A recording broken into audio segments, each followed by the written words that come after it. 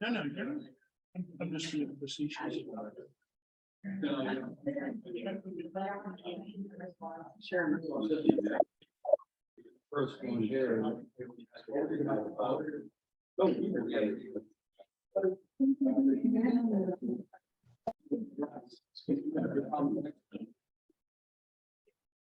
That was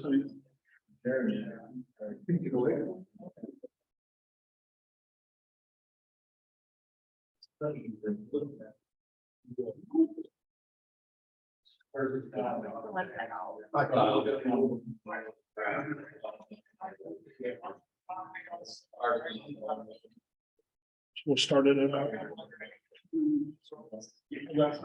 Mine's going to be.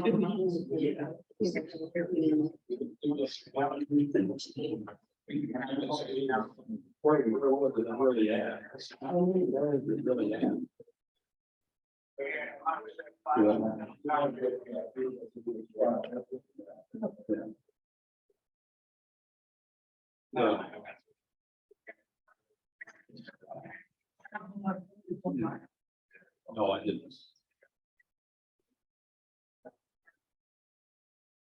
Yeah, I'm getting here with him and. Also check right now. Yeah.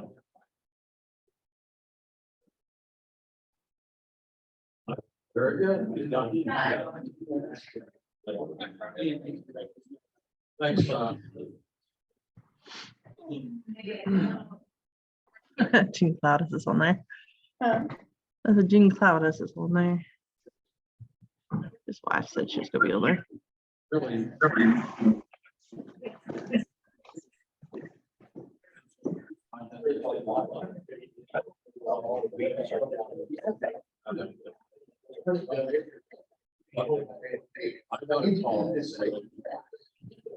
Yeah. I didn't know what I was trying to work on. I didn't think it was like all the time.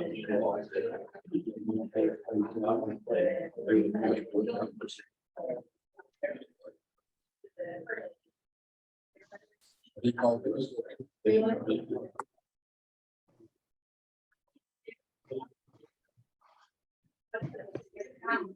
I was a student.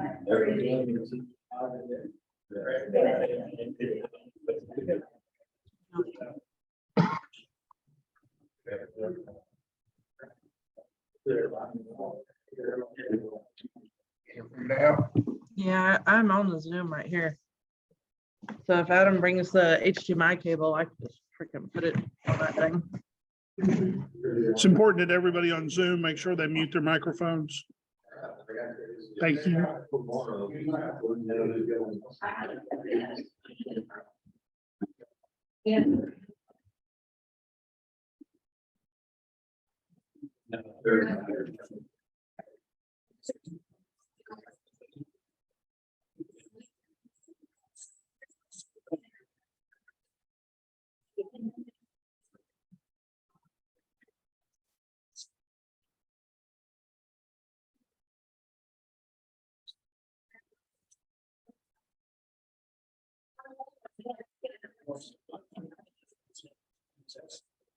Okay, I have the chat on my phone.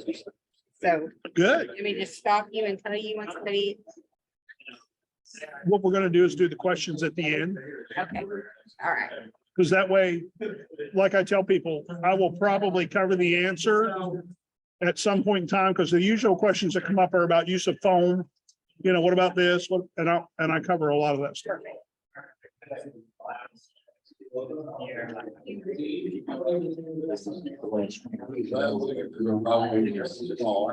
Can everybody hear me out there? Yep, we can hear you. Good. Yeah, we can hear you. Hear you loud and clear. Good. Remember, we're recording, so don't say anything you wouldn't want repeated in church.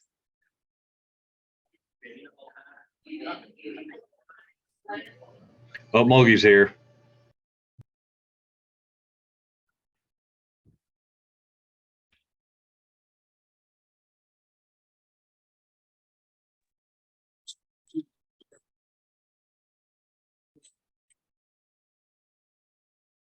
I don't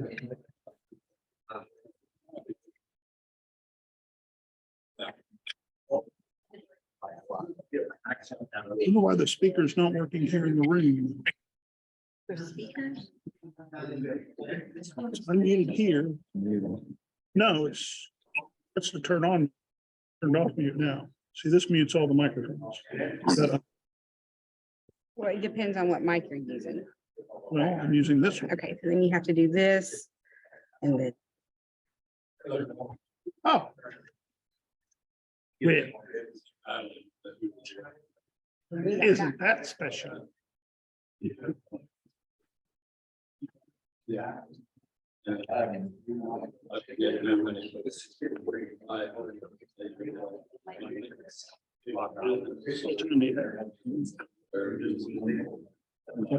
gonna have, do you have any more coming in? We do for Glenn, but I doubt it. Mike's gonna. You wanna stand up there or use one? I don't care. You tell me where you need me. Use that. Which microphone is that? HH. Handheld 5. Use that one. Which one is that? Wireless 3. Okay. You should be able. Yeah. You ready to go, Tom? I'm ready, right? Welcome, everybody. It's 7 o'clock and I know we probably still got some more people trickling in. I hear people logging in on Zoom. I want to welcome everybody to this class. Thank our sponsors. Kara Owens sponsored the coins for all the instructors and local firefighters, local 157 gave a $2,000 donation to State Fire School. Each one of your classes, you get credit for the class. At the end of class, your instructor is going to need you to sign out with your date of birth. So if you're online, you should have a roster that was emailed to you. Fill in those date of births and email them back to Miss Reagan Lane. But tonight, if you're in the room, see one of the either Madeline or Reagan, give them your date of birth, and that way you'll get credit for the class. I want to thank Reagan, Madeline, and Sherry. I'm blessed to have an outstanding staff. These three ladies do a great job for the Oklahoma State Firefighters Association. They truly are engaged. They care about you, the member. And the reason we put this fire school on is for our members. So welcome. I want to introduce Tom Miller. He's a 38-year veteran of the West Virginia Fire Service. He's a certified fire instructor 2, fire instructor 3, and as a hazardous materials technician, incident commander, state certified to the technician level in various aspects of technical rescue, including vehicle machinery, ropes, quick water, and confined space. He's been an adjunct instructor with West Virginia University Fire Service Extension since 1990. Has written numerous courses on specialized topics on hazardous materials, emergency response, and delivered them across the country. Tom has been published in trade publications, including Firehouse for Engineering magazines. He is the West Virginia director to the MBFC, serves as the chair of its hazardous materials response committee and its pandemic response task group, as well as serving as an SME on various technical committees. So welcome, Tom. He serves also on the MBFC Homeland Security Standards, Codes, and Health and Safety Training Committees.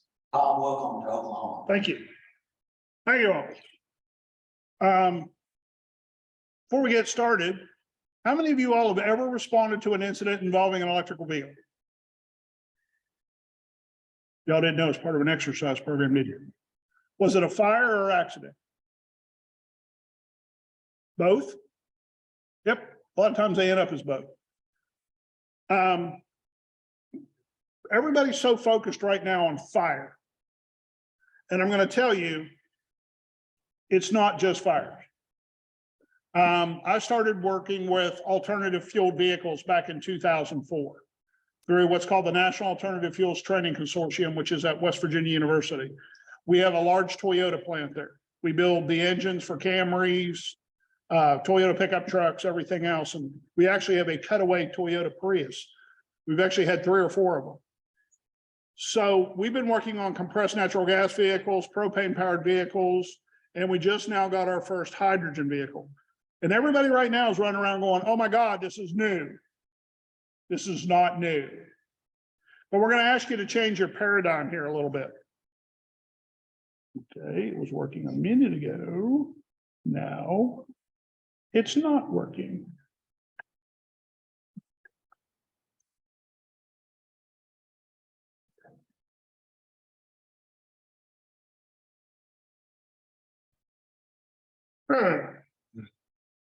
It worked a minute ago. We tested it.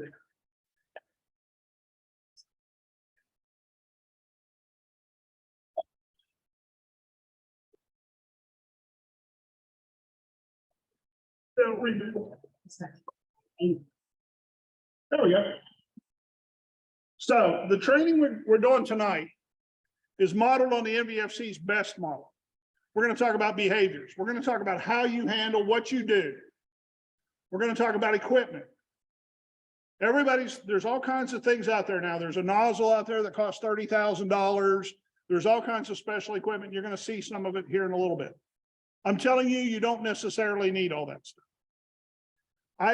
Sherry will tell you that we started this with the NVFC with a grant from GM, and I spent some time and we burned probably 30 of these electric vehicles and we crashed probably 30 more.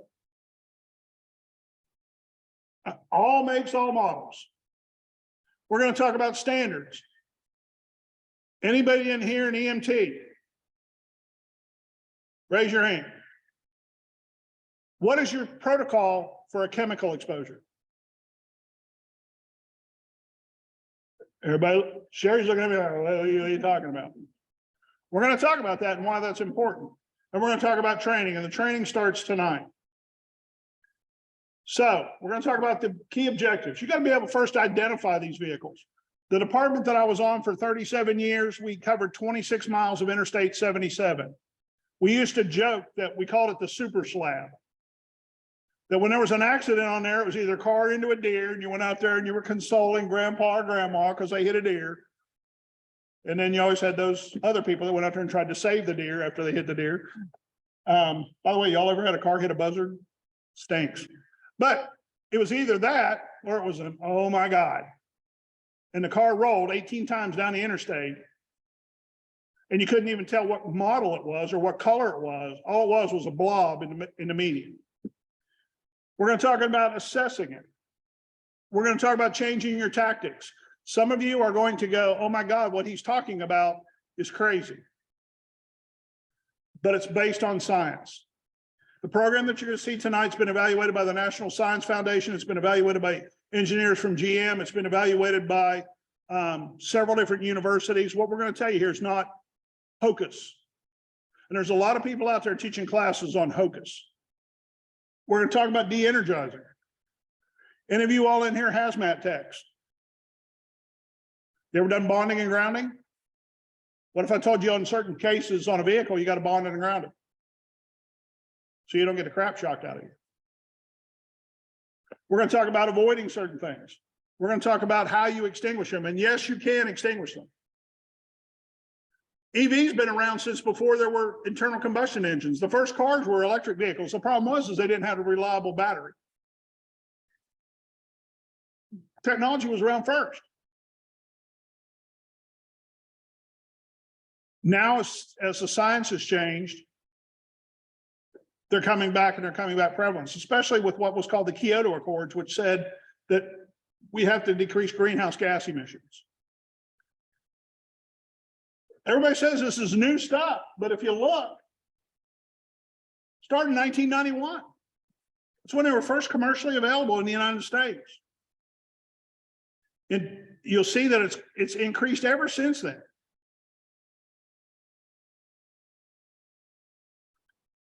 How many of you are familiar with what's called the risk-based gap model? High frequency, high consequence, low frequency, low consequence, low frequency, but high consequence, that stuff. Well, the problem now is more and more of these come on the road, there started to be incidents and people started talking. People started communicating. People started watching that fire porn. Y'all watch fire porn? You know, videos on YouTube. Of course, and then there's the 25 people that post that could always done it better and differently. You know, picking on this, picking on that. But what's a vehicle? Everybody, poor gentleman over here in the corner from the police department. By the way, if you all have a spare donut, I'm sure he'd accept it. By the way, are there any truck company people in here in the room? If you all have the truckies in the room, if you have the urge to break something, please go outside and do it. We don't want that anything broken in here. They'll have to pay for it. But everybody bangs on Tesla. I'm going to tell you that 9 times out of 10, it's not the vehicle. 99 times out of 100, it's not the vehicle. All electric vehicles and all electric app, whether it's your cordless drill, your DeWalt tool, your Milwaukee tool, your Apple Watch, your cell phone, is designed to charge at a specific rate over a specific period of time under specific conditions. And 99 times out of 100, it's user error. The gentleman over there that's in law enforcement can tell you when there's a traffic accident, it's one of 3 things. A mechanical failure, correct? Brakes failed. Driver error, or an act of God. Tree fell in front of them, something like that, right? Is it anything else? Nope, can't be. You know, not aliens landed. We in the fire service and he in law enforcement, we're in the bad day business. We don't get called whenever everything's going good. We get called when someone's having a bad day. So when you think of a vehicle, everybody's focused. I've heard this all the time. Tesla. And I even picked on him earlier. So, you know, appreciate your word. But I've done stuff with Fords, Hyundais, Hondas, Chevys, Mercedes, Audi, Toyota. Same issues. We'll talk about something. But what is lithium? Lithium is a rare earth mineral. It's the lightest metal known to man. It's atomic number 3. We're not going to go too far into chemistry, so don't panic. But you're not going to find it naturally by itself in nature. If you want to store lithium by itself, you have to put it in a vacuum or put it in some kind of solution, because otherwise you're not going to find it. And how many of you seen all the pictures on Facebook and everything else about this awful lithium mine, blah, blah, blah, blah, these kids sitting down there breaking things with rocks? How many of y'all seen that? Right? Guess where lithium, most of the lithium in the world comes from? Seawater, salt brine. It's where they extract it. Yes, there are lithium mines, but most of the lithium that you see in batteries comes from salt water. It's highly reactive. It doesn't like anything. It doesn't like water. It doesn't like other metals. It's just a mad element. And I'm a hazmat tech, and I'm telling you, it is very reactive. It's just like sodium metal. If you put sodium metal in water, it goes boom. Put lithium metal in water, it's going to go off. That's why these batteries misbehave whenever they get wet. They're in everything we got. If you've got an Apple Watch on right now, you got a lithium ion battery on your wrist. So if you're so worried about Tesla's blowing up, why you put a bomb on your wrist? New Motorola pagers have lithium ion batteries in them. I was at a training session in the Northeast, and a fire chief put his pager in his pocket and put his car keys in there and had change in there, and the change in the car keys shorted out and his blue jeans caught on fire. Not because of the battery, because he put a bunch of contacts on it, you know, but it actually caused jeans on fire. It's in the auto vehicle industry. A lot of times you're going to see incidents at tow yards, in auto body repair shops, in garages. There was an incident at a dealership up in New York, burnt the entire dealership down. How you invite more people to your meeting, the next thing that I want to show Burnt the you whole dealership down. some of the controls panels that you have. So we're gonna go from. Because someone brought a car in, they ran over something and the battery was damaged. They took it inside, put it in a service thing, put it up on a lift, So if I click on that. went home, battery shorted out at night, burnt the dealership down. It says right up. Residential. Next here. Big right now, these people that have solar panels and wind panels. If someone's on Zoom, you need to mute your microphone. Press the space bar and that'll temporarily unmute you. And I let go. We're having a conversation. Yeah. So I'm gonna go ahead and click on that. If you click on these So, little carrot icons, what that These does, things are bolted on the side of houses. options. So if I click on that, let's say I have. There are people that have them inside their garages. Select the There are microphone. certain people that actually putting the battery storage systems up in their attic. So you gotta be careful. They're in commercial applications. There are commercial, what we call them BESS, battery energy storage systems that are basically a sea container that, you know, have gigawatts of energy. So I'm gonna go ahead and start. the So- video. This also has a carrot icon where you can select the camera. Whoever's on Zoom needs to mute. Additionally, you can also set other video settings or choose a virtual background. We're gonna have some fun with the Please. virtual background real quick. This is kind of one of the fun features of Okay. Zoom. So go ahead and click on that. And you see all these different virtual backgrounds that you can choose. Some of them are video backgrounds. What now? Gunner France. Gunner France. But today what I want to Mission control to Gunner France. My bedroom here. This is You have a problem. Mute your computer. Here's my bed back there. There's some fish swimming out there. I don't know why they're not moving, but Gunner France, we've heard all about your virtual backgrounds. Please mute your kind of microphone. neat that you can add these different virtual backgrounds, especially if you're just sitting like. If someone has Gunner France's cell phone number, please give Gunner France a call and tell him to mute. Feel conferencing everyone. Oh, you can always shame Okay, so I'm gonna someone. go back to the main screen here. So we walked through a few of these functions. The But next there's thing that I different wanna types of, everybody thinks all EVs are the same, and they're not. conference, so I'm gonna go ahead and click. There's on that. hybrid EVs, And it brings up this frame. plug-in hybrid EVs, and a hybrid, we're gonna go over that, has a gasoline engine and has a battery. And some of these actually generate electricity when they're going down the road. Some of them, the gasoline engine generates, not only drives the car, but generates electricity. Some of them, the gasoline engine just propels the car and then you switch over to battery car. All kinds of different configurations. There's all electric EVs. And you don't want to hear noise from different participants on the call. This happens a lot. There's battery electric EVs. Microphone and you get background noise. You can simply What? mute all. And so this will go ahead. Lynn Bourne, you need to mute your The microphone. option to allow participants to unmute themselves if they want to say. There's plug-in electric vehicles, which they basically, you know, have a power cell and you plug it in and it goes. Yours is a PEV. You got to plug it in, charge it. You don't plug it in and charge it, it dies, right? Yep. They're actually developing, Tesla is working on technology for what's called a photovoltaic car. It's got a solar panel on the roof and it actually charges as you drive down the road. And you're going to see something here at the end of the presentation. What if I told you they're coming up with wireless chargers for cars?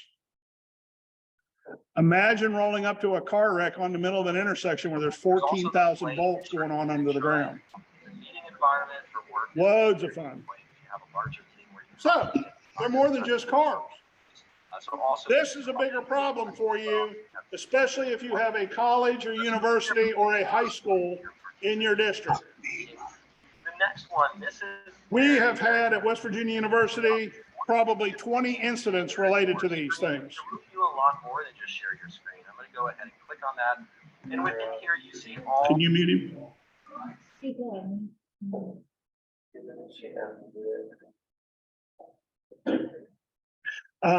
But we've had 20 incidents, mostly with the one down here. This one right down here in the lower left. And the one in the middle center left, center at the bottom. 20 incidents, because what happens is they take them and then they take them upstairs and put them in their dorm room.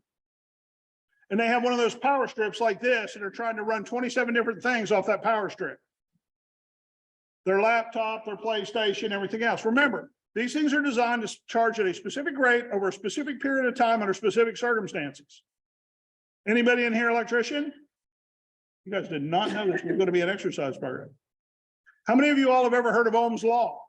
What is Ohm's law?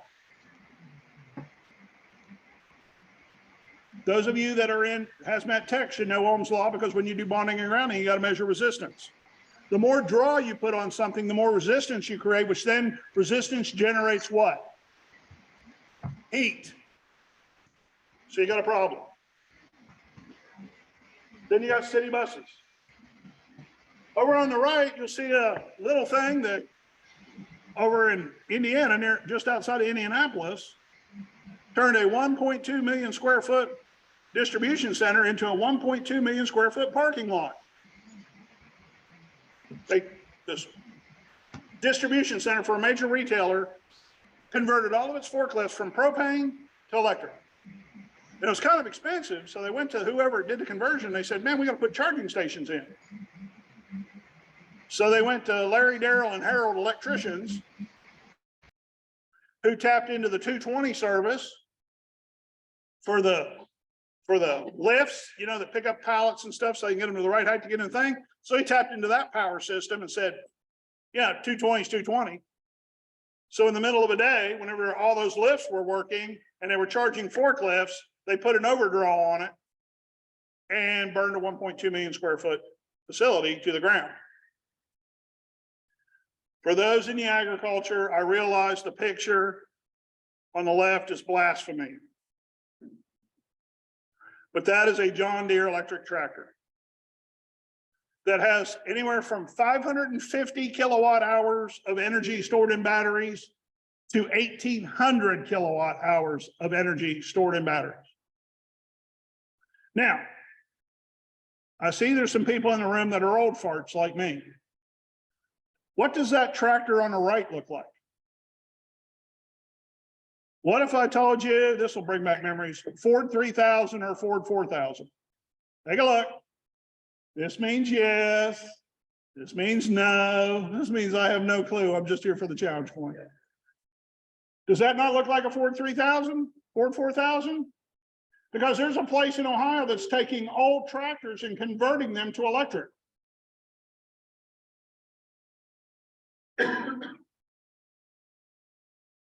They're converting. Just like those people that take their street rod and they put, you know, it's a Ford, but they put a 350 Chevy in it or a ZR1 motor. They're converting these old tractors because they get these carcasses dirt cheap and put an electric motor in it. Even backhoes. A lot of federally funded projects are required to have so many clean pieces of equipment on it. And it goes all the way up to 85-ton rock trucks.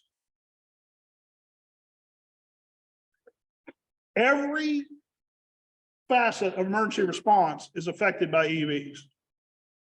Every facet. Fire, law enforcement. How many of you all have heard the term quick clearance? They want the highway open in 1 hour. May not happen with an EV incident. EMS. If someone's overcome from the smoke or fumes from these things, you don't treat it as smoke inhalation. If you do, you're going to kill them. And towing and recovery. And I've got videos, if you want to stay afterwards, I'll show you videos of these things burning on the back of a wrecker. It goes the entire continuum. How many of you all have done an area risk assessment to see how bad these things are impacted? Go to your local college, go to your local high school, see how many EVs are sitting on the parking lot. Go to the Walmart. Call the DMV and give them your zip codes and see how many EVs or hybrids are registered in your district. Drive by and look at houses that have solar panels on them. Or as you drive by, it's not really a garden hose that's outside attached to the garage. It's a great big long 60-foot charging board. You're not going to see a quick disconnect box on top of a garden hose. In law enforcement, we call that a clue.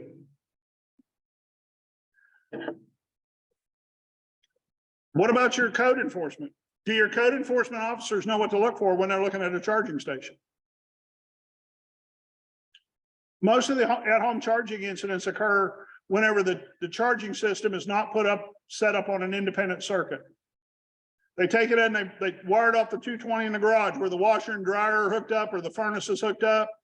So everything's great until the winter when the furnace kicks on and is running wide open. and they're trying to charge their car at the same time. Remember Ohm's law. Do your inspectors know what to look for? Do you have rules? Do you let people park their electric bikes inside, you know, what we call the Sally Port area or the gantry way at a school? Weimar Elementary School in Rhode Island, they did it. They let them park the things in there and, you know, rain and stuff like that. Well, then all of a sudden, this electric bike started smoking. They pulled the fire alarm. Where were all the kids heading?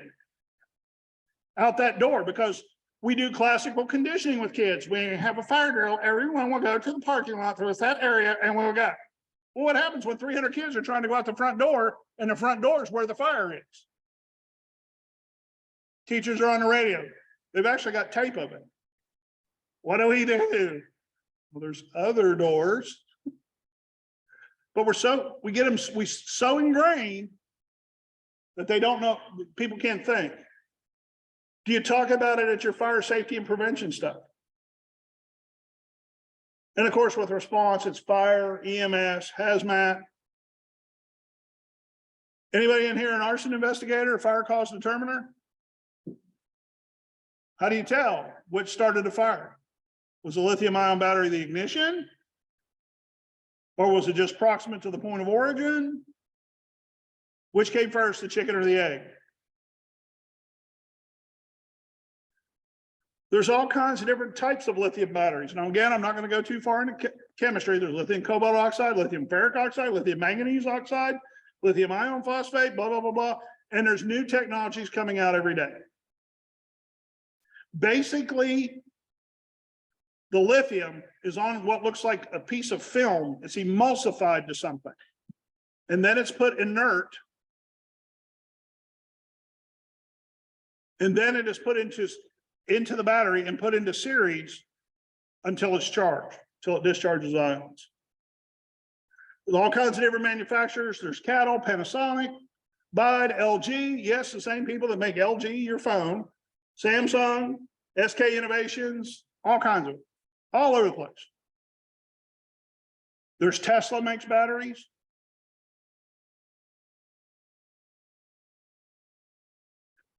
No two are the same.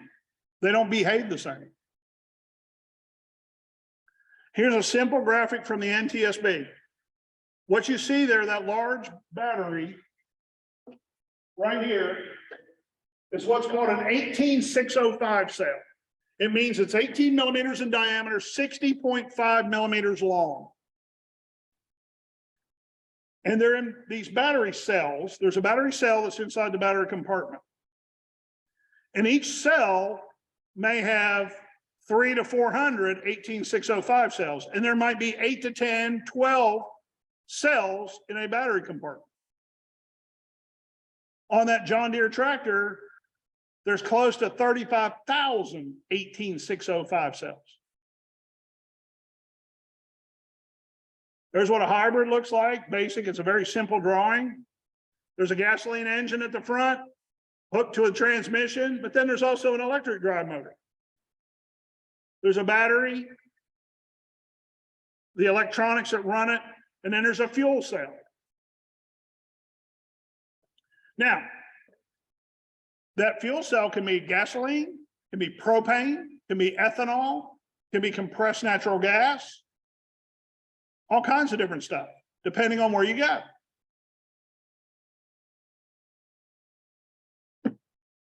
A battery EV has a battery, an electric drive motor, and a transmission. What I want you to pay attention to there are the orange cables. Those are high voltage, 400 volts or higher. The first myth I want to dispel is everybody says there's one high voltage cable. Wrong. Notice how many high voltage cables there are. Everybody says there's just one. Just disconnect it, we're done. No, you're not. I was talking to the gentleman earlier, the law enforcement officer. Almost all total EVs are built on what's called a skateboard platform. The battery's on the bottom, and it forms part of the structure of the car, and the car is built around the battery. But look how many orange cables are there. Without looking at an ERG or without looking at and understanding the technology, how would you know which one to disconnect?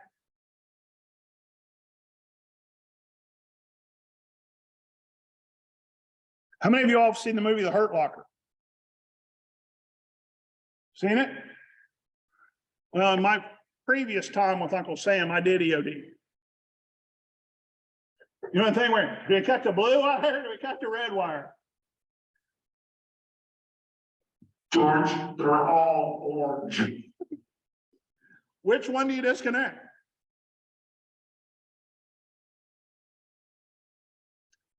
This is a battery cell out of a GM Yukon. It's what's called a stack configuration.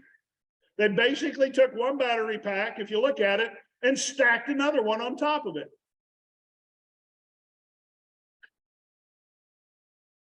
Again, look at all the orange cables. There's approximately anywhere between 10 and 12,000 18605 cells in that battery pack. There's a Tesla battery, Model X, similar to your Model Y. Now, Tesla seals their battery compartment, and you can't take it apart without destroying the battery, because they don't want anybody going in there trying to repair the battery. They want you to buy a new one.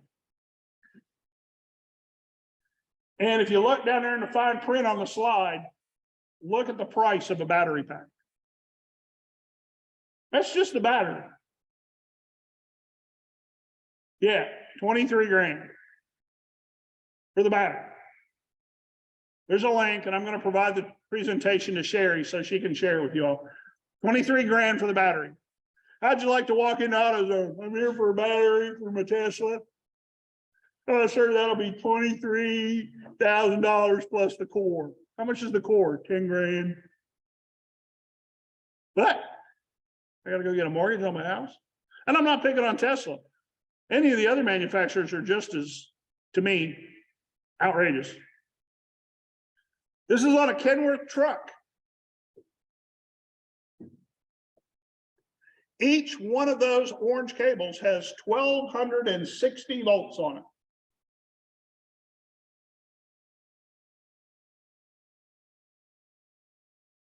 $1,260 volts. There's a Volvo bus layout. Notice where the batteries are. Oklahoma City has some of these buses. Where are the batteries? Up high. We were talking earlier about we're gonna talk about the weight differentials on them. Completely changes the center of gravity on that bus. Look where all the orange cables come down.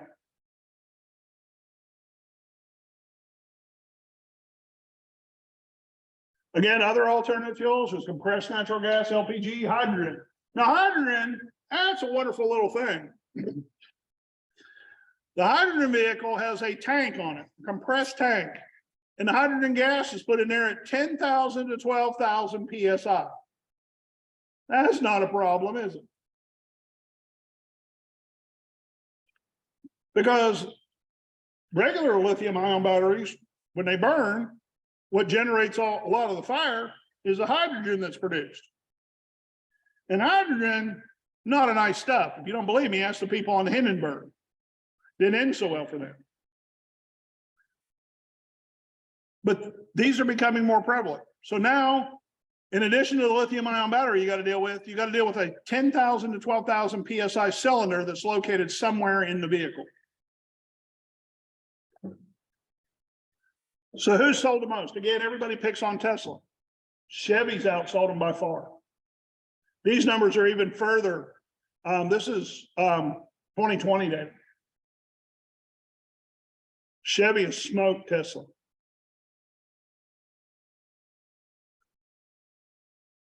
But you'll notice there that there's almost 18 different manufacturers out there. And this does not count truck manufacturers, nor tractor manufacturers, nor scooter manufacturers, nor ATV manufacturers that are making electric vehicles. Plug-in hybrids, like Sherry has. Is yours a plug-in hybrid or just a regular hybrid? You just fill it up with gas and then it charges itself. They're 100 to 200 volts. Remember your normal battery, and all these vehicles also have a 12-volt battery system. There's two batteries on Sherry's car. There's a 12-volt battery and then there's a high voltage battery. From Firefighter One, what do you got to worry about electricity? We'll play Firefighter Jeopardy.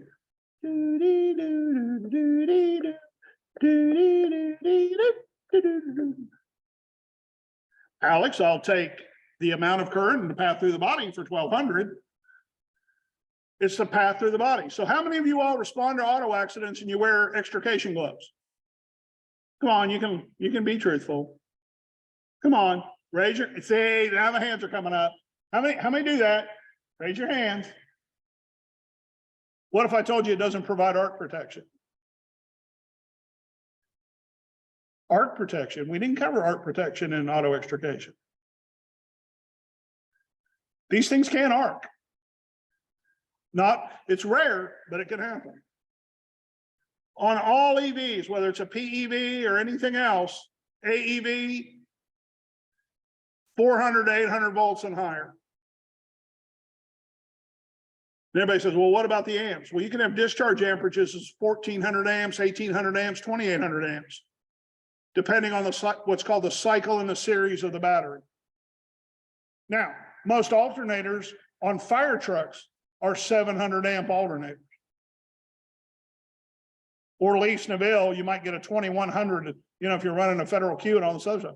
But imagine 2800 amps coming out of a car.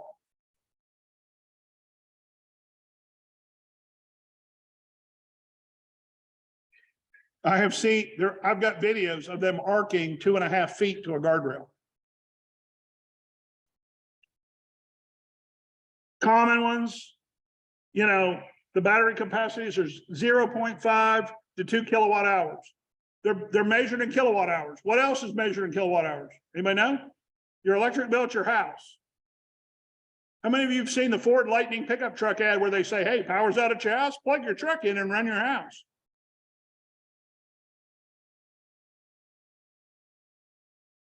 PEVs, 4 to 20 kilowatt hours. Most electric cars, total electric cars, are 30 to 100 kilowatt hours. Like I said, that tractor, John Deere makes them 550 kilowatt hours to 1200 kilowatt hours. Once you get above 1,000 kilowatt hours, you start talking about megawatts. So everybody talks about fires. Oh my God, fire, fire, fire. That's what we got to worry about.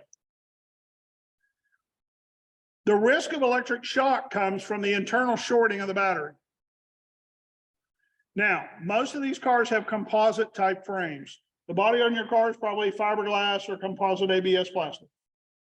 It has a metal subframe. So what you don't have to worry about touching that part of the car. What you got to worry about is touching what's called the endoskeleton, the interior skeleton, which is metal, typically boron steel or cobalt steel, or the subframe. And that's usually whenever you come to them, whenever they're upside down or on their side or immersed in water. Again, the risk is low, the frequency is low, but the potential risk is high.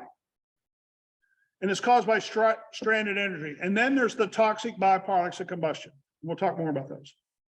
You want to see what your Tesla looks like whenever it goes 130 miles an hour sideways into a telephone pole? Due to the weight differential, his Tesla Y is about 1.8 times the weight of a car of the similar size and model. His Tesla Y, probably with all the stuff in it, you got a cage in your car? No. Yeah, they don't want to keep the cop locked up. It's a joke. It's a joke. But with everything on it, probably weighs in excess of 5,000 pounds. So what happens is, I asked him earlier, does this car run flats? Most electric vehicles, passenger vehicles, are running run flats because they need a stiffer sidewall, because if they go over 70 miles an hour in their curve, there's this little thing called centrifugal force, and the whole car starts sliding sideways. Y'all watch NASCAR, right? This means yes, means no, means again, I'm here for the challenge coin. But EVs and water also pose a problem. They had lots of problems after Hurricane Ian in Florida. They parked these things on the parking lot at Daytona International Speedway, and they literally got cameras watching them pop on fire because the salt water corroded and got inside the batteries. There's a lot of incidents related to poor maintenance. What if I actually told you that there's actually an EV racing club out there? And they actually modify these cars just like people modify their cars. Anybody here got the internet? I need a volunteer. Okay, folks. Are we alive? Okay, the young lady in the back. Look on the internet, put EV racing league.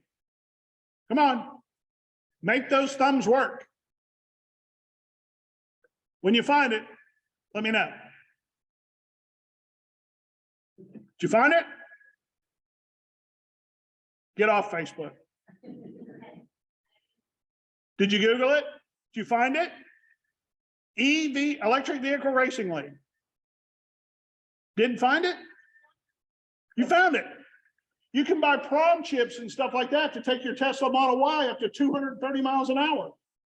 It overrides all the safeties on it. Unfortunately, some of those safeties are the things that are designed to keep it from catching on fire. But they're actually, this is a big problem in California and on the East Coast. They're racing these things.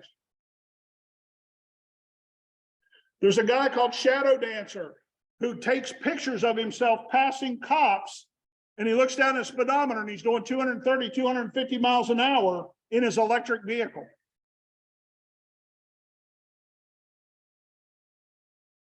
According to the I-95 Corridor Coalition, he is responsible for 3 deaths related to his driving. So, as with everything, do you have SOPs or SOGs? We already talked about risk assessment. Then the NVFC has a sample SOG that an SOP, Sherry can get it for you, it's free. Having a policy is better than not having anything. Talks about a lot of stuff. You're involved in a training program now. Do you talk to your towing people? What if I told you, I recommend you have a form that whenever the tow operator shows up, you have him sign that he knows he's picking up an electric vehicle or a hybrid. And that it's his responsibility to know how to store it and move it so that he doesn't come back to you and say, you never told me, officer, you never told me, and it burnt my yard down.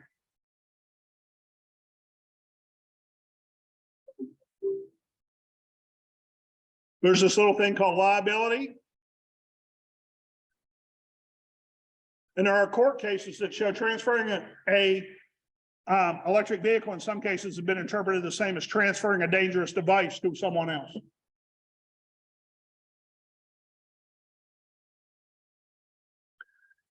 If you learn nothing else from this program, you'll need to understand identify, immobilize, and disable. First off, you got to identify. It's mission critical. You got to know what you're dealing with. There is no uniform badging. Typically, you'll see things that say hybrid, eco, EV, PHEV, you know, like Volvo. It's instead of like the Volvo S70, it's the Volvo SEV70 or Mercedes hybrid. You want to look for charging and plug-in ports. Now, a lot of them, with the exception of like the Ford Lightning and the Ford Mustang EV, like most Chevys, it's the charging port is where the fuel fill is. They just do that for simplicity in building. Just put the charging port back there where the gas thing is. But Ford's, it's on the front fender on the driver's side. Teslas, it can be in different places. Exposed cables. You see orange or bright blue cables, you're dealing with a hybrid or an electric vehicle. If it's laying on its top or on its side and there's no tailpipe, woo. Not a regular car. But this is mission critical because it's going to change a lot of things, and we're going to talk about that here in a minute. Again, there's no federal standard on how to do badging. Every one of the manufacturers pushed back and said, you're gonna tell me how to label a Corvette? No. You're gonna tell me how to design and make my car pretty? No. I sit on a technical panel that's international. It's led by a guy by the name of Kurt Volmarker from Belgium. But we're looking at mandating some kind of uniform standard. There's no federal standard for battery locations. There's no standard on how emergency response guides, and every one of these cars, just like a hazardous material, it has a material safety data sheet. Every one of these cars has what's called an ERG. The feds did mandate that. But some of them, the first 8 to 10 pages are about how great their vehicle is and pictures of people smiling as they're driving down the Pacific Coast Highway and all this other stuff before it gets into how deadly it is or potentially deadly it is. There's no order to it like safety data sheets. There are certain areas because of the number of vehicles. You go around the Beltway in DC, parts of California, Carmel by the Sea, places like that. They assume every vehicle is a hybrid or an EV until they prove otherwise. They assume every vehicle.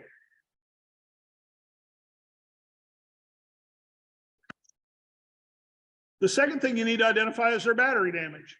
This is a battery from a vehicle. The car hit a fixed object at a high rate of speed. The car went this way and caught on fire, and the battery went that way and caught on fire. So, is there damage to it? There's a documented incident out of the Carolinas where a woman's driving down the road. She hits a deer. She goes about 10 minutes down the road. The car starts filling up with smoke.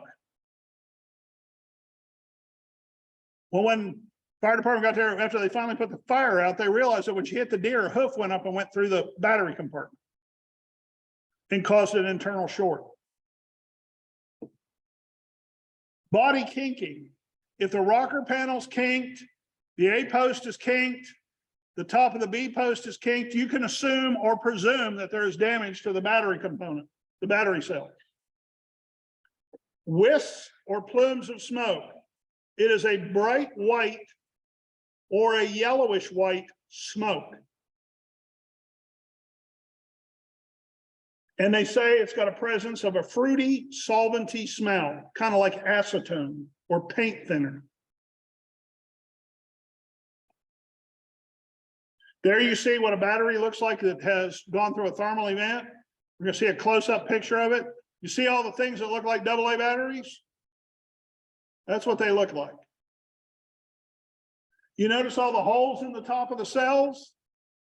That's where the lithium filament violently erupted. We did a test burn at the Tri-State Fire Academy in Huntington, West Virginia, and built a battery cell 1/300th of a battery, Target EV battery, 1/300. We ignited it. Anybody got an idea how we ignited it? The video's on Facebook. It's on YouTube and it's on Facebook. We ignited it by hitting it with a hammer. That's all we did to ignite it. Walked up, smacked it with a 2-pound hammer, backed up.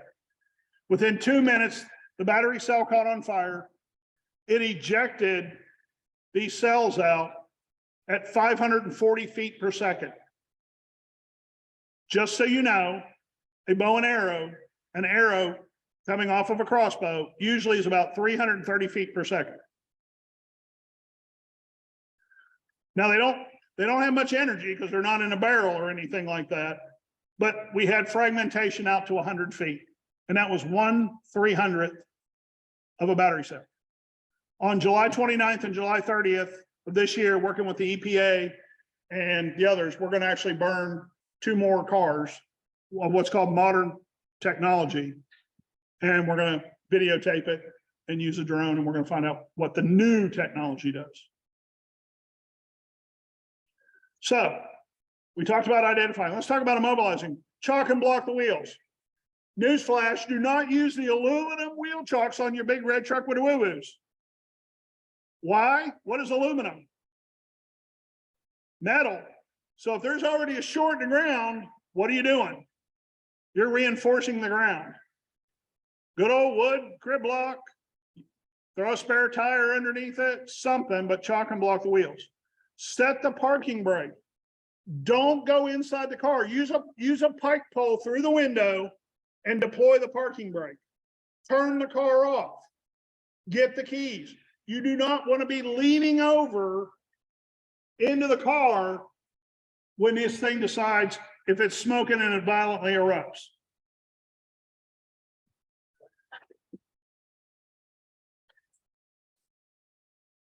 You can use a road.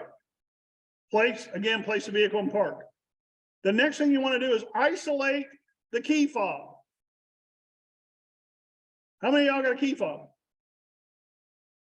You want that thing 25 to 50 feet away from the car. Another incident in the great state of California. Cars involved in an accident. Woman hits a fixed object, I believe it was a guardrail. Two firefighters get inside the vehicle to check on her. One's in the back seat holding C-spine, the other firefighters in there doing an assessment on her. She was on the phone with her daughter at the time she wrecked. Well, the phone went dead. Because the car radio and cell phone is operated by the 12-volt battery that was first on the scene of the accident, first thing into the guardrail. So the daughter picks up the phone and she calls OnStar. Hey, can't get a hold of my mom. Can you find her and start the car? They remote started the car and it went over the bank with the two firefighters and the victim inside of it. Is that a bad thing? So you want to be careful.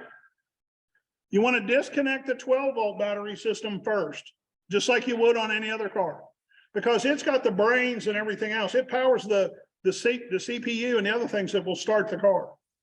So disconnect it. There may be a manual battery disconnector, just like a plug. Unplug it. There may be cut points, and they're clearly marked. You cut on both sides of that yellow tape, not just in the middle. Cut on both sides. They used to say just cut along the dotted line, but cut both sides because you want to eliminate the possibility of the two wires coming back together and cross-arcing. So cut that little section out. There's another cut point. There you see a cut point on a blue cable. I'm not such a big fan of it, but the manufacturer says that you can do it safely, but you need to use cable cutters, not wire cutters. Make sure that you are wearing fire gloves for arc protection. Tesla has the parachute ripcord thing to disconnect the batteries. It's a great thing. I think it's a great invention. Your car has them. You ever notice these underneath the hood? No, I think they're hidden. I haven't seen them. They may be behind like a little plastic thing that has like a lightning bolt on it or something like that. But you just simply grab hold of it and pull it. It disconnects the battery. Owners don't like it because you just can't simply plug it back in and the car runs. You got to take it to Tesla and they got to put it back together. But they call it the first responder loop. I really like it. I wish everybody had this, but they don't. They've got these things. What we have there is a cam lock 2-pin connector. There's a cam lock block protector. There's a 2-pin connector. It varies from manufacturer to manufacturer. It also varies between the manufacturer and who's making the battery for that model. For example, a Chevy Impala EV is not built by this doesn't have the same battery as a Chevy Volt. Completely different. Then you got the right angle connector. You've got the blue 5-pin. There's a blue 7-pin. There's a blue 11-pin. There's a right angle cam lock. All kinds of different connections. Where they're located. The one on the left is located on the firewall. You basically slide that loop to the left, and then it cam locks out and you pull it out. The one on the right is in a hidden panel in the trunk. It's the one on the right is what's called a block connector. It's just like a block that's plugged in, like, you know, like an electric meter. It pulls out.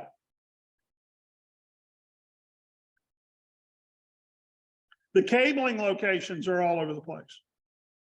They may be under what's called a shroud. That one at the bottom, the blue cable is underneath a shroud. And you got to remove that shroud. They put them underneath a shroud to keep water off of them because, again, these things don't react well to water. So orange is high voltage, blue is medium voltage. You never, ever, never, ever, never, ever, never, ever cut an orange cable. You want to be careful if the vehicle's submerged, don't touch those high voltage cables. You have to understand these vehicles have a principle that's called silent restart and silent mobility. You aren't going to hear them running. You're not going to hear a starter engage. You may be working on it and you pick it up and all of a sudden, like to lift it up to stabilize it for extrication, and all of a sudden the drive wheels start spinning.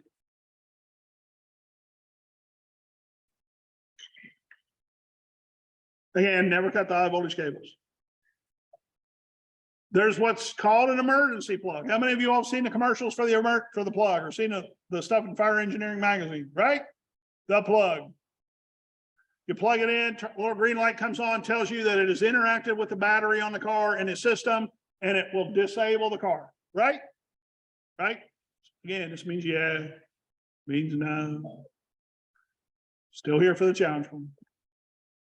Well, there's a couple things with that. First off, you gotta have the right plug for the car. Notice there are different plug models and different types, or you can buy the little kit that has all the adapters at the end. A lot of people, they buy the plug. I worked with a fire department, a fairly large fire department, bought 30 of them, put one on each of its rescue trucks and on each of its engines. They ran 3 calls and found out they didn't have the right plug for the cars that they were dealing with. Oops.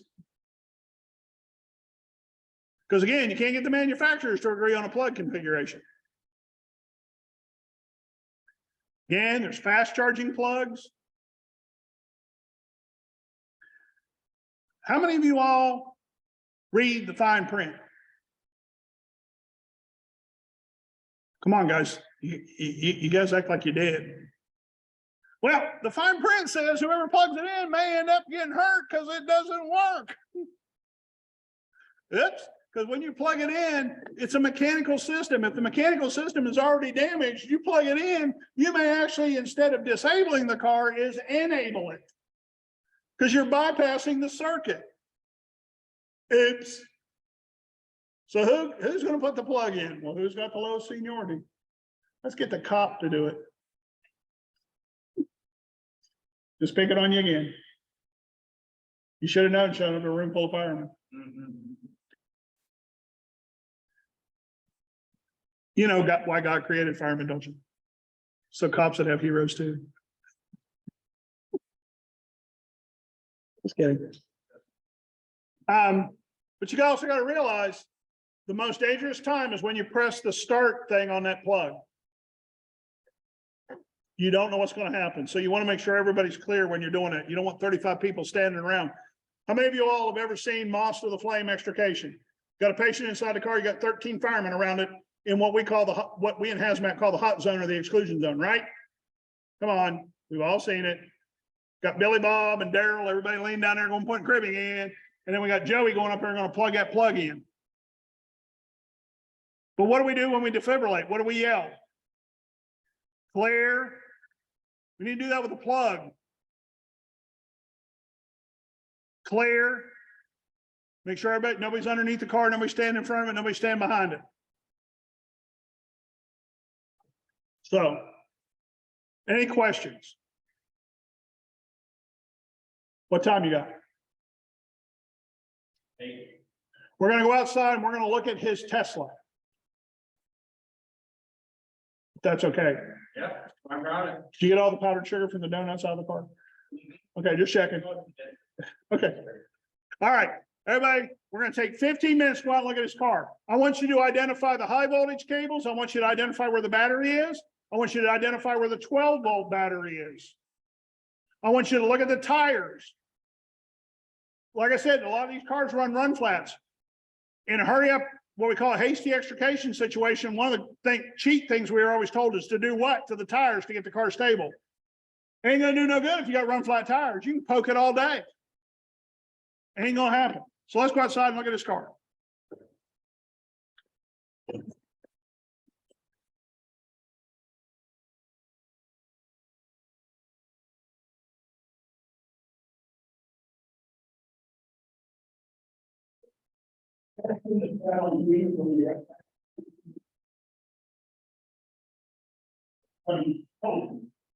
Did you find it?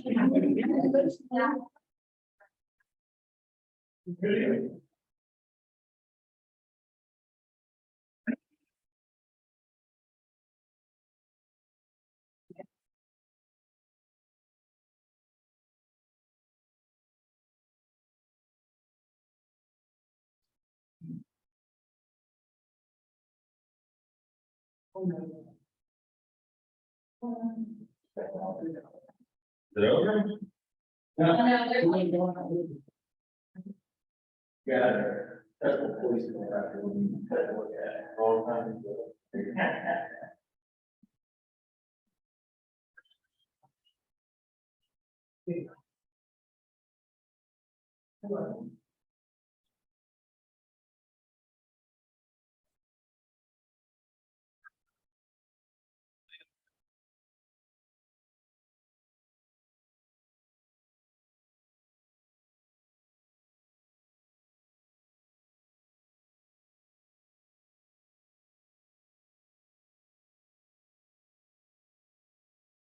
Does anyone?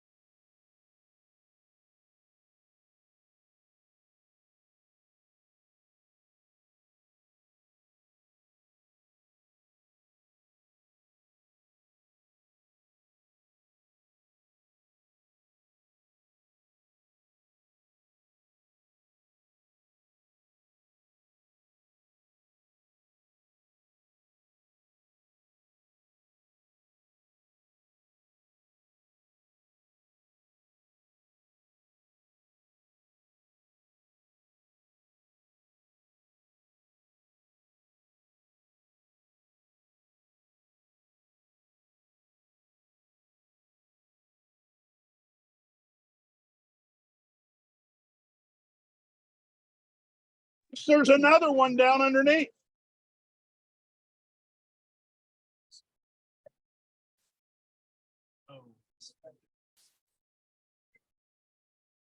Here we see another smaller high voltage cable right here.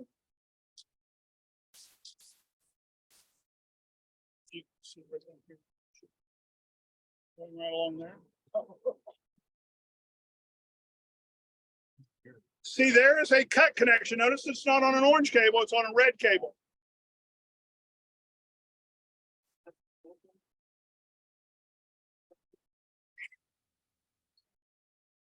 This should have the firefighter pull handles on it somewhere.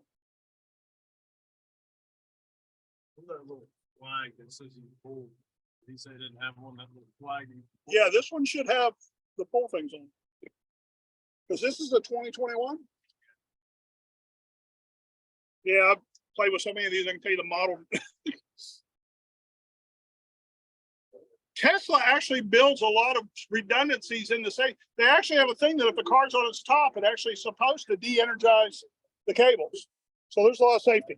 So here's your flashlight. Now what we're going to do, you're right, you cut on both sides of that. That disconnects the 12-volt battery? The 12 volt, yes. Okay. Yeah, you don't cut the orange ones. We're going to put this back on. It just goes straight down on.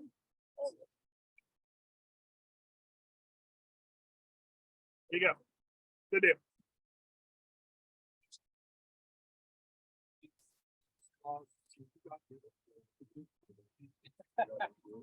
You got one, I got it.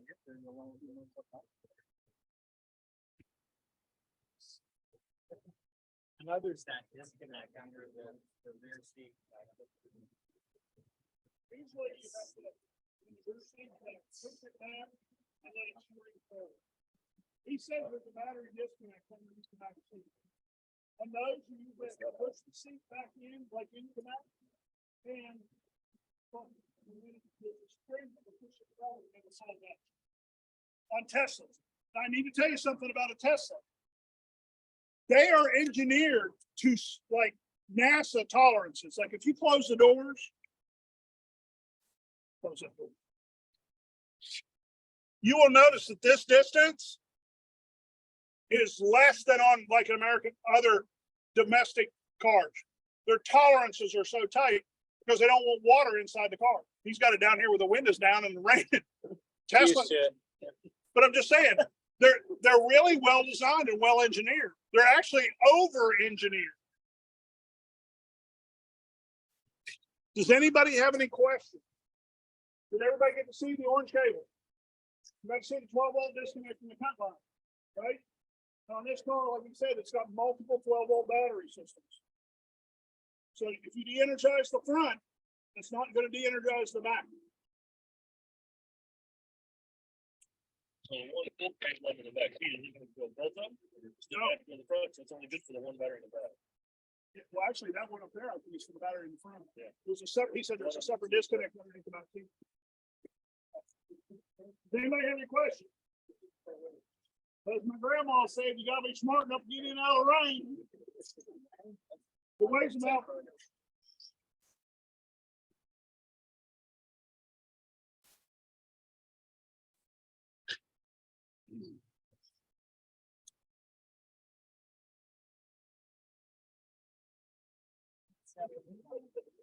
How much?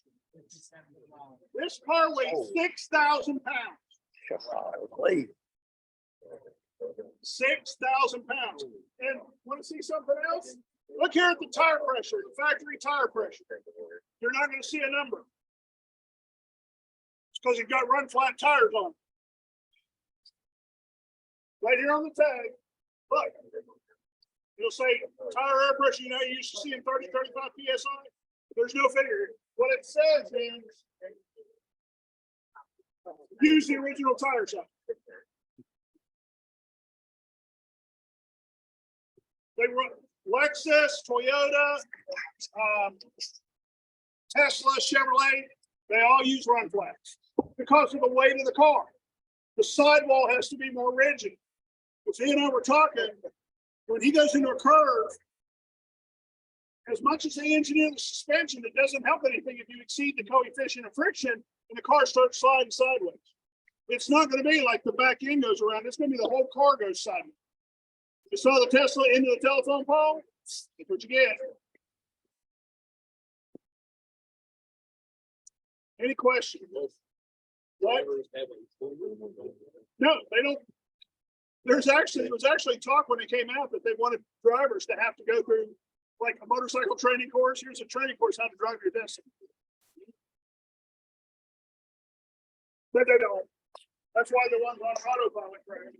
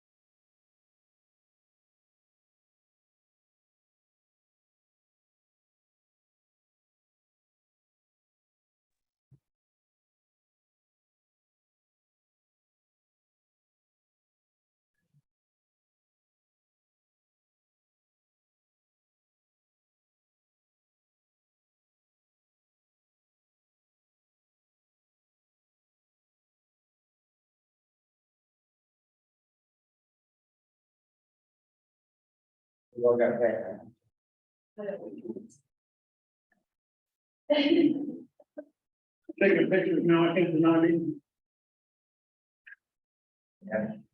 Now tell me, I was never there. I don't know anything you're talking about.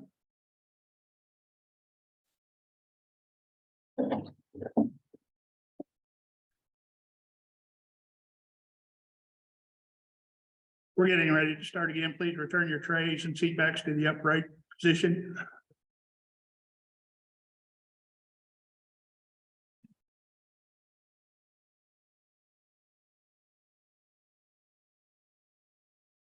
We lost some people.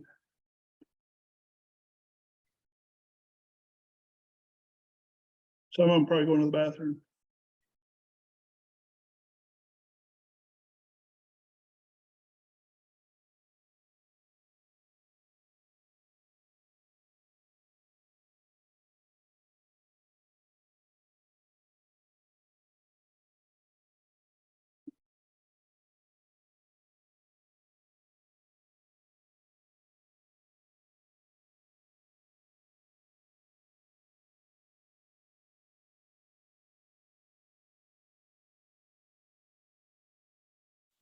When the gentleman in the blue jacket comes in the room, I want everybody to stand up and applaud. The guy who was sitting beside you. Just everybody stand up and applaud.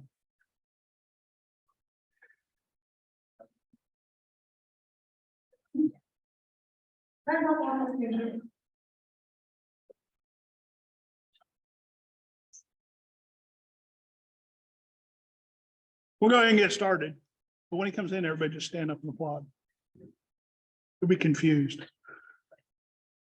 So let's talk a little bit about vehicle fires, because that's what everybody's been focusing on. They account for about 16% of the fires we respond to. Not a big problem. Now, with electric vehicles, you got to understand is the data is really kind of skewed because not all fire departments report vehicle fires to NIFRs. There are some fire departments that only report structure fires or wildland fires. They don't report vehicle fires. So we're not really sure on some of the data. Between 2014, 2016, they caused over $1 billion in property damage. If you look at the incident in Indianapolis, the estimate on it is $4 billion on that one fire alone. 4 billion with a B. Hybrid vehicles have the highest rate. Yes, Sherry, what you drive has the highest rate of vehicle fires. You're driving around on a four-wheeled match. We'll talk a little bit about that data. Here we go again. Reboot.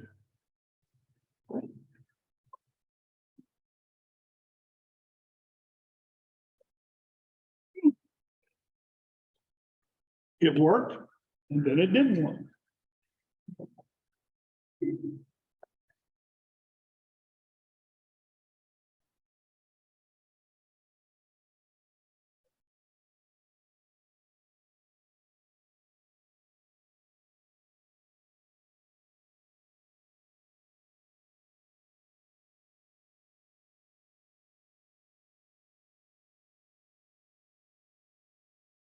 The clicker is not working.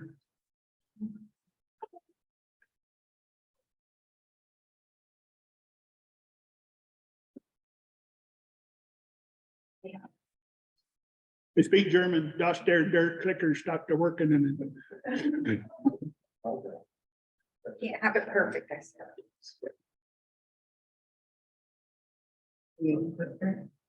click once. See what happens. There we go. So how did car fire start? Let me see if it starts working now. Yeah, now it works. Just needed Sherry's magic touch. So how did car fire start? The number one thing that starts car fires is collisions. The irresistible force against the immovable object. Bang. The number two thing that causes car fires is poor maintenance. Number three is electrical failures. Well, when the whole car is electrical, the chance of failure increases. Down there on the bottom, you see different things, oil or gas leaks and stuff like that. Typically, you're not going to have those problems with EVs, but you may have them with hybrids. But over in the lower right, you'll see a thing, arson. And according to the International Association of Arson Investigators, the incidence of arson of electric vehicles is going up.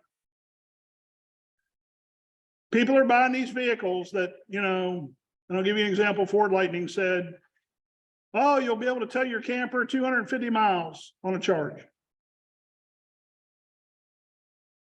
And the guy gets it and it won't go 70 miles. And he takes it back to the dealership and finds out the vehicle he paid $115,000 for is now worth 50 grand because he drove it off the lot. But he can't take his camper to the lake.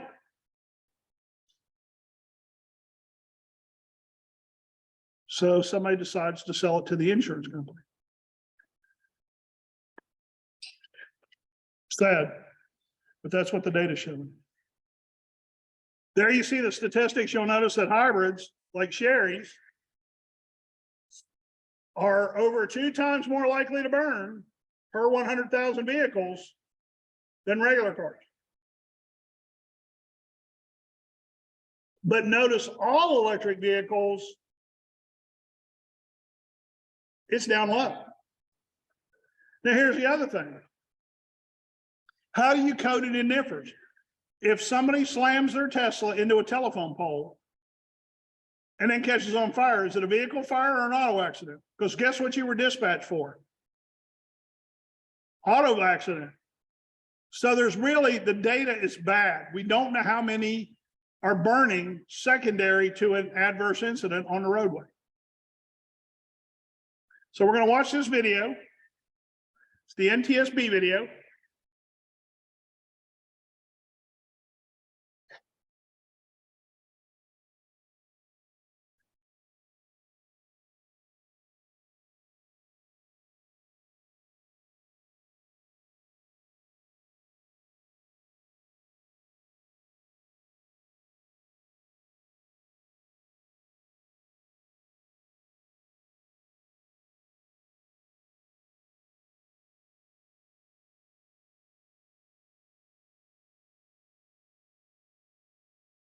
Hello, I'm Jennifer Monty, and I'm a board member of the National Transportation Safety Board. Did you know that fire departments across the United States respond to about 170,000 vehicle fires every year? Most of these fires are in passenger cars. Firefighters and other emergency responders are used to dealing with fires in gasoline-powered cars. But a fire involving a high voltage lithium-ion battery in an electric car can be challenging. Hello, I'm Tom Clark. Over the last few years, I have investigated battery fires in electric cars. The NTSB published a report describing the investigations that I worked on and the safety risks battery fires in electric vehicles create for emergency responders. Let me give you a few highlights of the fires we investigated. In August of 2017, an electric car crashed into a house and burned in Lake Forest, California. Firefighters had trouble extinguishing the fire. They poured thousands of gallons of water onto the roof of the car. They didn't realize that they had to direct water onto the battery compartment under the car to cool the battery and stop the reaction causing the fire. This is called thermal runaway. Another challenge in Lake Forest was that the battery reignited while responders were winching the car onto the tow truck. New short circuits were created when the battery shifted, causing the fire to restart. The battery reignited once again. Crashing in California created a risky situation, managing a high voltage battery fire on a busy freeway. It was a challenge for emergency responders to know when and how to safely move the car. And then, 5 days after the crash, the battery reignited at the tow yard. Firefighters were called to extinguish the fire. Even after the fire was out, the battery retained energy and was at risk of reigniting again. The manufacturer's engineers tried, failed to remove the energy that was left in the damaged battery. This is called stranded energy. In Fort Lauderdale, Florida, a high voltage lithium-ion battery burst into flames after a car traveling well over 100 miles per hour crashed into a wall. While the wreckage was being removed from the crash scene, the battery separated from the car and reignited on the tow truck. At the tow yard, investigators confirmed the presence of high voltage and stranded energy in the damaged battery. A car fire in West Hollywood, California shows us that just the only event that can cause a high voltage battery in an electric vehicle to catch fire. Here, an internal battery failure led to the fire. Firefighters quickly put out the flames, but they called the automaker for advice on how to stop the fire from smoking. Firefighters were told to apply water to cool the battery, but where to apply the water was not clear. Guidance specific to each electric vehicle model is vital for emergency responders, regardless of what causes high voltage battery fire. These fires illustrate what we all know, that severe crashes or component failures create safety risks in any car, gas, electric, or hybrid. The NTSB identified 2 main safety issues in our report. First, while the emergency response guides from electric car manufacturers are adequate in some respects, they're lacking in others. For example, they contain almost no information about how to handle stranded energy. Second, federal safety standards don't address high-speed, high-severity crashes involving cars powered by lithium-ion batteries. Thermal runaway, battery reignition, and stranded energy are key safety risks in electric car fires. The NTSB's report details actions that the National Highway Traffic Safety Administration, automakers, and fire and tow associations must take to protect our emergency responders. You can find the report on our website at ntsb.gov.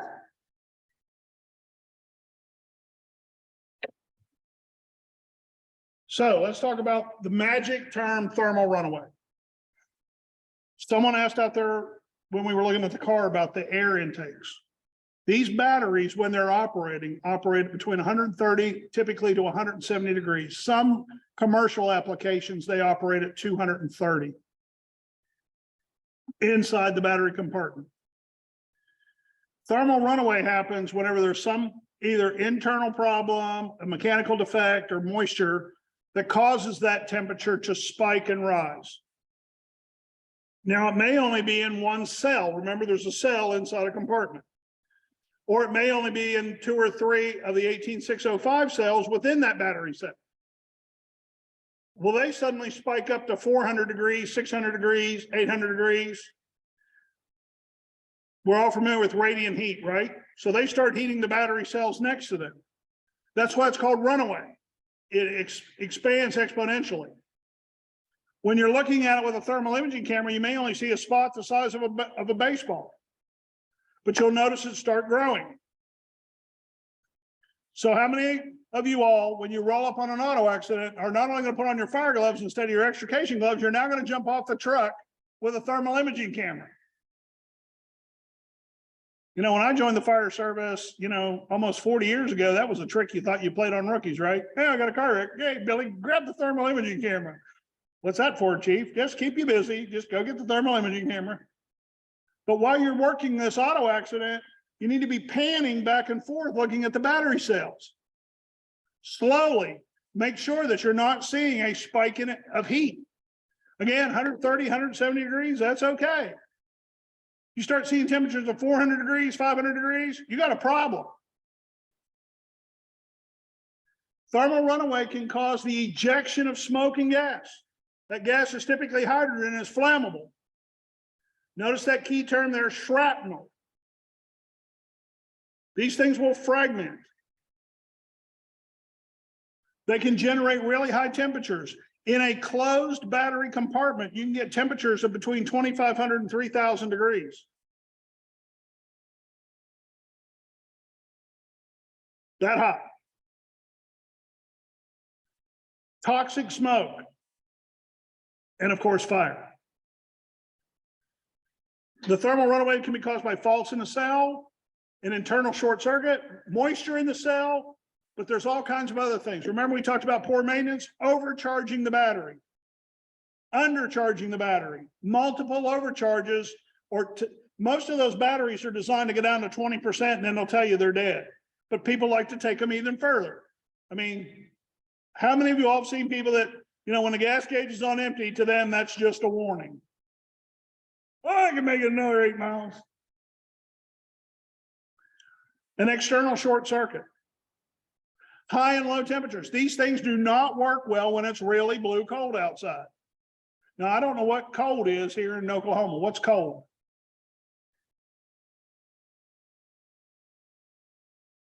Y'all get below zero? They don't work well. High temperatures, anything above 120 degrees outside. They'll tell you don't, certain vehicles in their ERG tell them don't park them in the sun, in direct sun, if the temperature is going to be over 120 degrees. So avoid it. You got to de-energize it. How are you going to de-energize it? The first thing you got to do is disable those batteries. We saw the disconnects.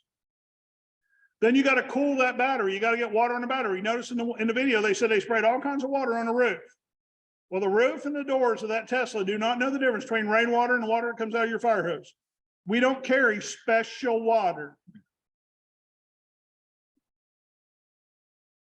I've seen people actually on an electric vehicle fire. I was driving up in a state, which I won't mention, Pennsylvania. And they had an electric vehicle fire and they stuck the fire hose like they did on a normal vehicle in the radiator and opened it up. What are you doing? Pulling the engine? No, you're not. You realize the drive motor's like kind of down underneath. What do you mean? No. But they hadn't had any training. Then you got to monitor. What if I told you you got to babysit this thing for 30 minutes with a tick to make sure that it doesn't re-energize or the thermal runaway doesn't come back?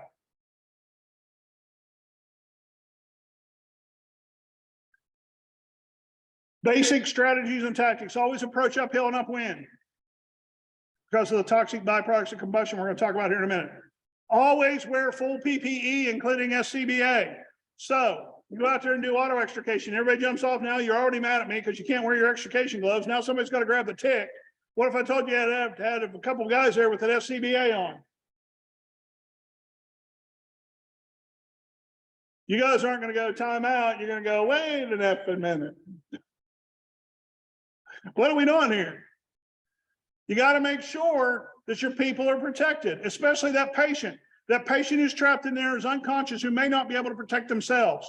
I'm going to tell you that some of these cases, we're going to talk about special situations, you may be jerking them out of there without all the fancy extrication of blocking it, cribbing it, and all this other stuff. Grab and go. You got to get the cooling streams on the batteries, and then you got to monitor for reignition. Delray Beach, Florida, this is an incident from August. Car caught on fire, hit road debris. They literally put the car up on its side. Bunch of firemen grabbed the car, picked it up, put it up on its side, pulled the batteries. The lady was not very happy. She gets out of the Popo car, walks over and says, why is my car on its side? Fire captain says, well, don't worry, man. We have this under control. And after they got the fire out, back down on its wheels. Problem solvers. Stamford, Connecticut. Had a car fire on a parking lot. They put 22,500 gallons of Wawa on it. Where I come from, that's some high quality H2O. Now, what are you going to do on a controlled access highway like an interstate? Where are you going to get 22,000 gallons of water? Tankers? How many tankers would it take you to maintain, to establish, maintain, and sustain a 22,500 gallon water flow? A bunch. Do you think the Oklahoma Highway Patrol would be happy that you've turned a vehicle fire into a fireman's parade? Just asking. I worked with a municipality, a large municipality, and their thing to get, because they have a lot of elevated highways, you know, interstate go over this way, another one go under this way, another one over this way. And we actually did 2 drills where they set up their ladder trucks and used them as standpipe systems so they could pump off street level, off hydrants on the street level. Just connect the 2.5 to the nozzle on the top tip of the ladder. Works really well. And the guy that we worked on the project with, he's going around the country now teaching other cities. Been to FDNY, been to Randall's Island, been to Chicago, other places. Really good guy. Named Steve Kremens. Great guy. He is a problem-solving fool. Electric bus incident, July of 2022. Brand new bus delivered to Stamford, Connecticut. Notice this incident was in Stamford, Connecticut, and so was this one. Talk about baptism by fire. The NTSB is looking at this one because this was a near miss. Firefighter went in, this bus was in a garage, brand new. They were putting it in, charging the bus caught on fire. Mechanic got hurt. Fireman went in to do interior attack. When they thought they had the fire out, took his SCBA off. He's now 31 years old, working with 28% lung capacity.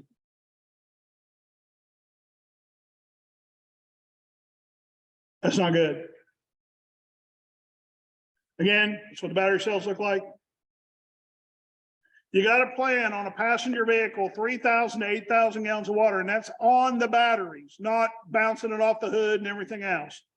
3,000 to 8,000 gallons of water, minimum. There's toxic byproducts, hydrogen cyanide, everything, all these other different things. But there's 2 that you really got to pay attention to. We're going to talk about them here in a minute. Don't use piercing nozzles. That's just a bad idea. There's a fire department in Tennessee that can tell you that. It's a bad idea. You know, you, sir, back there, you've done bonding and grounding, right? Do you want to make sure the fireman's the ground? That's just bad. Once you get it extinguished, you got to use a thermal imaging camera.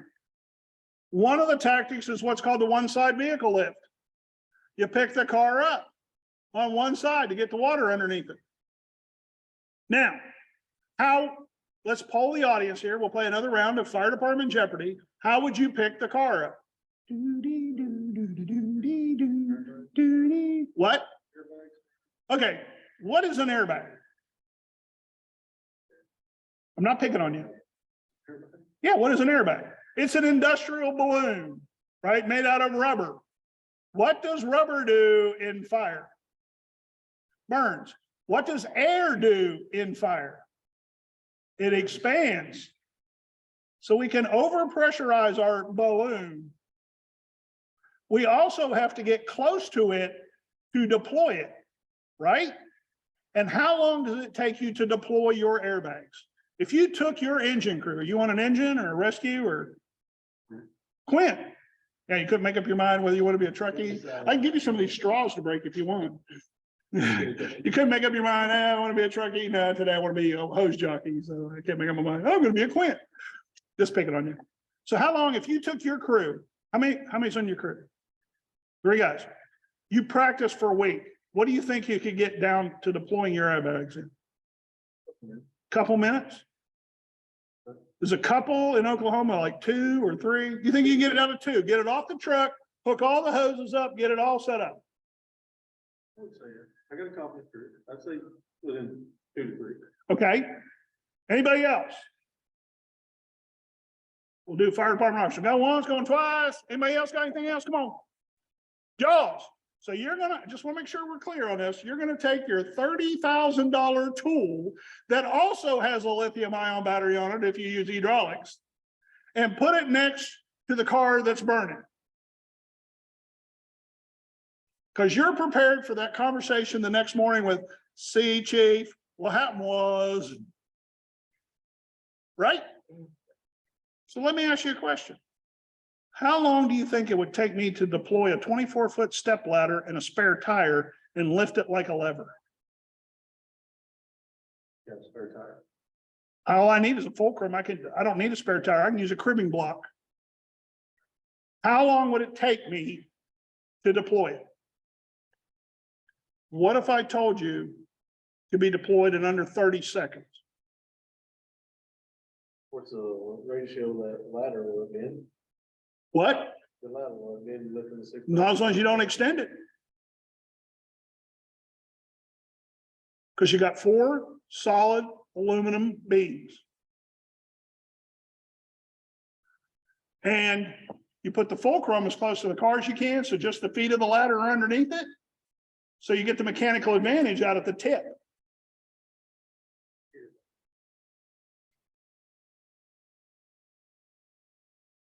What if I told you you could do it in under 30 seconds? Because how many people respond to rescue truck to a car fire?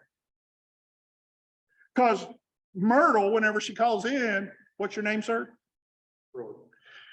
Tell Chief Roy that he needs to bring the ladder truck and the rescue truck, because it's one of them their electrical vehicles. And I read that pamphlet, that fire engineering article that Mr. Miller wrote, and he's gonna need some special tools to deal with that fire. What do? Our car fire at the Walmart next to the Piggly Wiggly, right? So a lot of people dispatch an engine, and a lot of engines don't carry rescue tools. But what do you carry? A ladder. You can use wheel chocks, because you're not using that to stabilize the vehicle, you're using it as a fulcrum.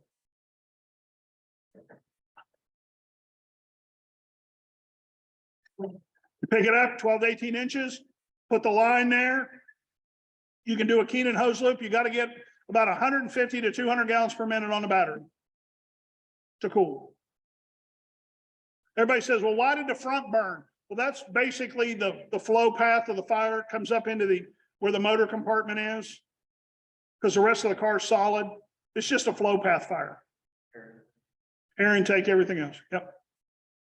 So that's one thing. There's a techniques on it. Ensure vehicles thing. Position hose line sufficient to deliver 3,000, 8,000 gallons. Use a thermal imaging camera. When you put it up like that, it's real easy to sweep. The other nice thing is when you're using a ladder like that, you're not putting firemen typically into the toxic plume. But if you're deploying airbags or tools, you're proximate to the car. Also, if you're using tools, you've got a narrow purchase point. You run the chance of pinching the battery or damaging the battery compartment. Ladder doesn't, because it's distributing the weight. Cool the batteries for at least 30 minutes and monitor it. The blanket. This is, I hate to say this is my personal favorite. I played with this thing a bunch and I like it. How does it work? It takes all those byproducts of combustion, the hydrogen and everything else comes off, but it encapsulates it. And it breaks down the thermal chain reaction and the chemical chain reaction that's going on. It stops the production of ions that is generating the thermal runaway.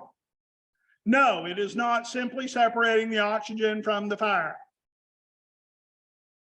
The only problem with them is you got to have the right size blanket for the right size car, because they have a passenger one, mid-size, and commercial vehicle.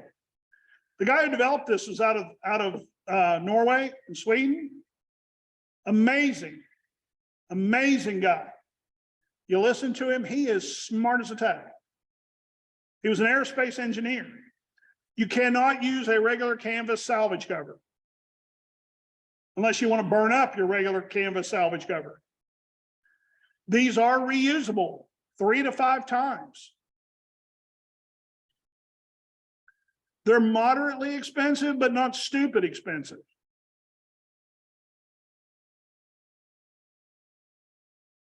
But they work. There's a video on YouTube. You can watch it from Brighton Fire in England. Watch them do it. There's other videos. They're using them in Europe, in tunnels and in parking garages. They work. And that's what they're using on controlled access highways, because in the middle of Sweden, Norway, Germany, all this stuff, they don't have fire hydrants along the road. There's how you deploy it. Again, standard salvage cover or tarp won't work. Fires, they work best when the fire's in the incipient stage. Once it gets to free burning, it may or may not work, be as effective. You got to coordinate the application. Takes at least 2 people. You don't throw it like throwing a salvage cover. It's kind of heavy, kind of stiff. Once it's covered, you monitor the outside of it with a thermal imaging camera and you will see the temperature drop. Don't remove the blanket during a cooling phase. While it's cooling, don't remove the blanket. There are some people that put the blanket down and then stick a nozzle underneath the corner of the blanket and it cool from the bottom. It works because it keeps the water in there. The steam conversion actually helps cool, because unless it's directly under and held under pressure, and I don't mean by the pressure of a blanket, how hot can steam get? What? 220, 230 degrees? Now you can get it hotter if you keep it under pressure, but that blanket's not going to hold that much pressure. Again, monitor it for 30 minutes. The next one being used by FDNY and others, the old dumpster method being used all over Europe.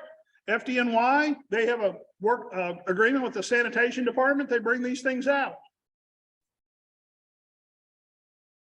It's basically, there's some that the one side of it opens up and you drive or push the car into it. There are fire trucks in Europe that have push bumpers on them and they just shove the car up in there. There are fire departments in Europe that have a great big claw that comes up, picks the car up, bump in the water. Now you'll notice that there's foam in this one. And the foam is to prevent the off-gassing of the toxic gases. Those of you who are familiar with foam, it doesn't just put out fire, it suppresses vapors.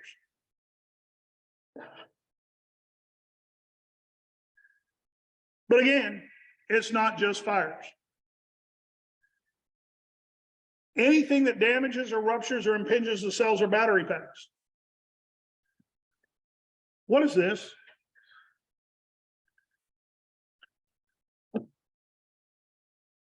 In its simplest form. Who said it? Hazmat guy. See, that's why you're on a Quint. Sorry. What is the safety on this container? What is the only engineered safety on this container? The lid.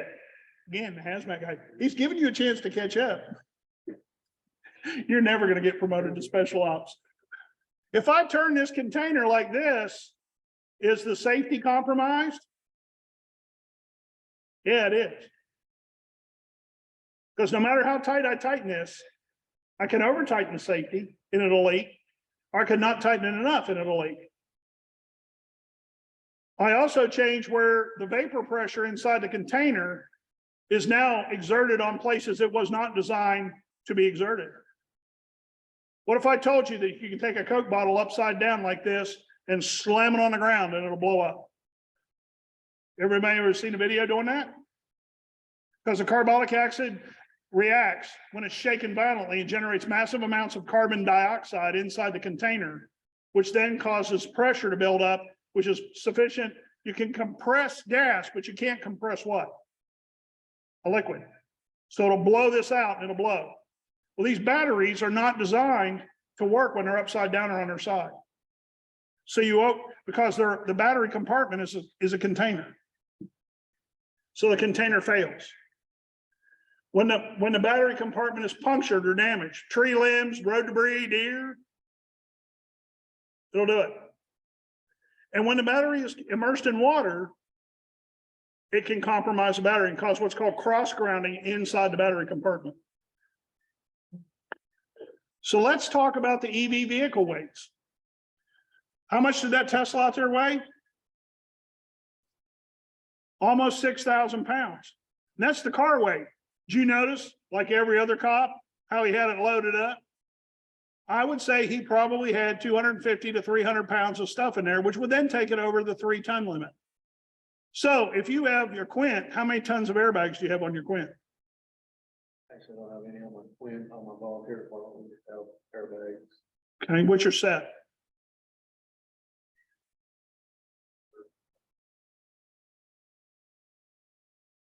We got 6 tons. 6 ton? It's a pretty good set. I mean, most fire departments are carrying 10 ton, 12 ton, 15 ton, 6 ton. What are you gonna do when you encounter that John Deere tractor that weighs 68,000 pounds, whenever a normal John Deere tractor weighs 32? And you took in a farm extrication class. Did we lose something? So airbags may not work. Lifting may be more difficult. Here we see some weight comparison. That John Deere tractor, the one that was pictured, is 62,000 pounds. The most commonly sold model is 68,000 pounds. The normal tractor, that same tractor, now unless you fill the tires with glycol or calcium chloride or calcium carbide, whatever you fill them up with, a lot of people liquid fill their tires. But the normal truck, what it weighs when it comes off the lot is 32,000 pounds.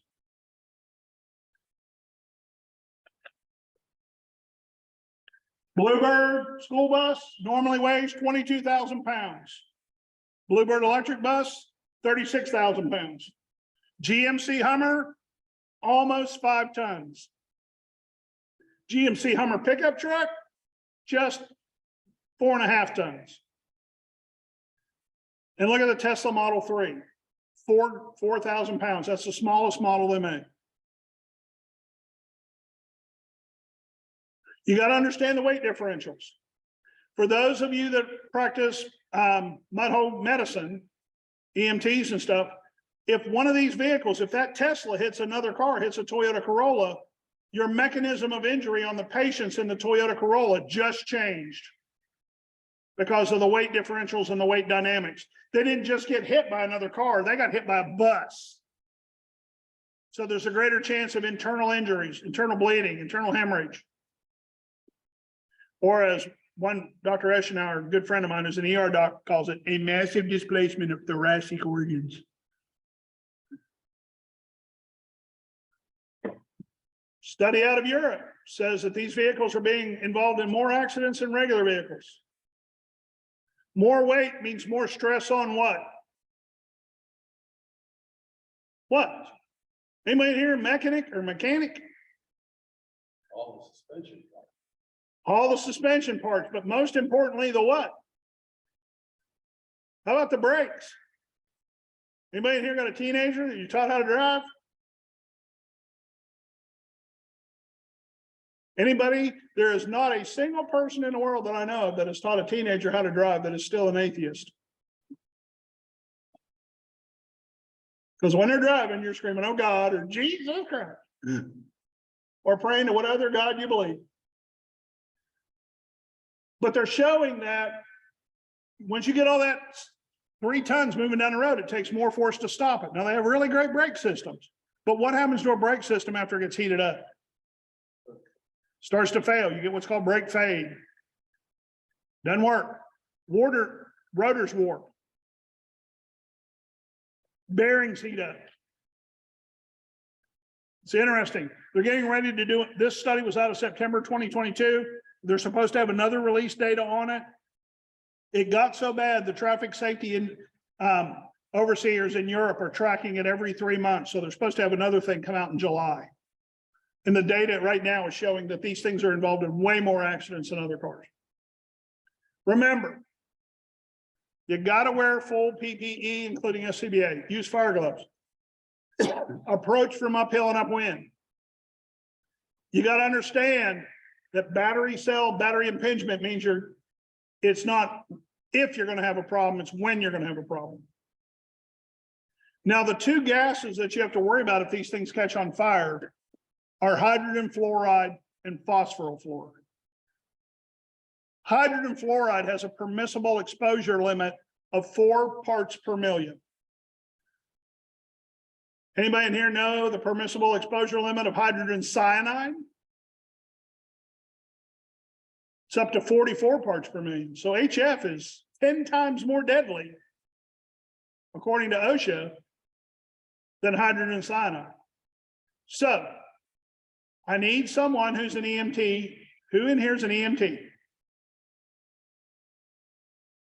Now, see, you guys are now turned chicken and won't raise your hands. Come on. Cluck, cluck, cluck, cluck. Cluck, cluck, cluck, cluck. Come on, come on. Come on, Henny Penny. Somebody up here is an EMT. Come on. Someone a paramedic, half a medic. All right, come up here. You in the back, beside the guy in the pink shirt. You were giving him a hard time. You get volunteered. Come on. There we go. Are you an EMT? Yeah, see, you can spot him a mile away. Come on. All right, Dr. Kildare. What's your protocol for smoke inhalation? High flow O2, right?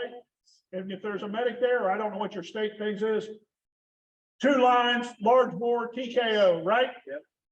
Right? Anybody here ever been in the military? You were in the military? Okay. So you spent some time in the hell room, right? Where they gassed you? Yeah. Made you sing some stupid song, Mary Had a Little Lamb. We had to sing God Bless America. We had to sing the Army song, so we got through. Oh, you were in the Army? My condolences. I was in the Air Force. You guys were just cargo dust. Like toilet paper, caskets, other stuff. Spare parts. So what did they tell you to do whenever it came out? When you came out? Did they give you high flow O2, 2 large bore IVs, TKO? What did they tell you to do? Keep talking and snot it out. Go puke on the ground. We don't care. Toss your lunch. Right? Did they give you high flow O2? No. The problem with giving high flow O2, if you've been exposed to phosphorus fluoride or hydrogen cyanide, all you do is increase the perfusion of the toxin into the bloodstream. You speed up. They are going to die gloriously with high pulse oxys. And you'll be able to look at their widow or their widower and say, we did everything we could. But they're going to develop rapid onset chemical pneumocystis, and they're going to literally drown in their own fluid because you accelerated it.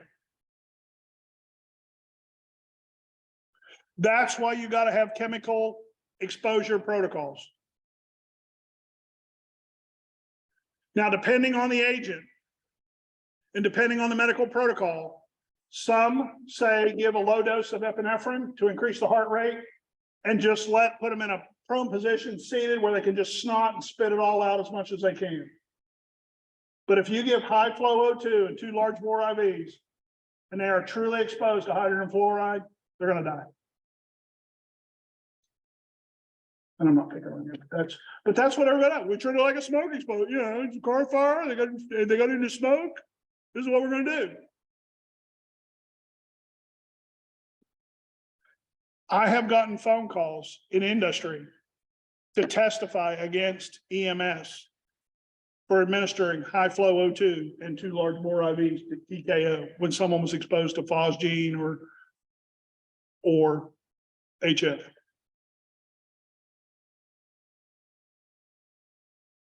Because it's not a protocol. It is not a smoke exposure. You got to get that out of your mind. Thank you, appreciate it. Everybody give him a hand. No, I didn't say applaud, give him a hand. Again, you got to pay attention for the cross energization of the chassis and vehicle arcing. Impatient entrapment, you've got to decide what you're going to do. I can't tell you, you got to develop an SOP on this. There's a lot of fire departments that are doing rapid extrication. Get them out. When I started in EMS back in 1982, I am older than I look. You know, we had to put them on a half backboard to bring them out on a full backboard, or put them in a KED or how many of y'all remember a reeve sleeve? You're truly an old fart if you remember a reeve sleeve. You know, the big orange thing, you papoosed them up. Now you don't do that. How many of y'all remember MASH trousers? They used them in the military because that's what they stood for. Military anti-shock trousers. But now we don't do that. Remember, we never used to use a tourniquet. Now everybody has a tourniquet. If members are exposed to smoke or vapors, you want to look at NFPA 473. Remember, we talked about BEST, behavior, equipment, standards, and training. NFPA 473 says what to do if you have a chemical exposure. Now, this started a war because I sit on the NFPA 470, which handles the 473 document. Sherry will tell you, I'm a principal on the technical committee. We started a war with the National Registry because here was NFPA getting into writing medical protocols. What was simply put, they were killing people. And by the way, the Department of Defense uses NFPA 470, which includes 473. Vehicle stabilization. How many of y'all have used those rescue jacks or rescue struts? May not want to use them on a electric vehicle. You just may be putting a great big ground rod there. And a lot of people don't know, they see the bottom of the battery compartment and they think it's a floor pan. It's not. If you've got a big orange or a bright blue cable coming out of the floor pan, it's not the floor pan. Towing and recovery. Again, are you notifying towing and recovery? Yes, sir. Well, the metal ladder is going against the car body. It's not going against the battery compartment. When we do the operations level class, it goes against that bridge. That's where the body's creased and welded down at the bottom. You don't stick it way up underneath it. You know what I'm talking about? There's a metal ridge down there. It's usually crimped and tack welded. Yeah. That was what I was curious about. Another thing you can do if you're concerned about that is just simply put a 2x4 over top of the back ladder where it comes to the contact with the body. By the way, I won $50 up in New York where a guy bet me I couldn't pick a car up with a ladder. This hillbilly redneck showed that boy how to do something. Many of y'all are Sherry were friends with me. I'll show you on Facebook the pictures of I made him pay me in front of the class. Oh, did I tell you? I forgot to mention he upped the bet and wanted to buy a round for the whole class at the bar that night if I picked the car up with a ladder. His bar tab was $378. Stranded energy. How do you get rid of that stranded energy? Well, there's a couple things. One, you pull those battery disconnects we saw. Others, you look at the ERG, and usually there's a place where you can ground the car and dissipate that energy. You got to get the stranded energy off the battery compartment, because if you don't, it poses a problem. It poses a problem for direct and indirect shock, can generate thermal runaway, and it's a potential reignition source, as you saw from the NTSB video. It is the hardest task you will have to do. You may have to cool it until you're figuring out how you're going to dissipate the stranded energy.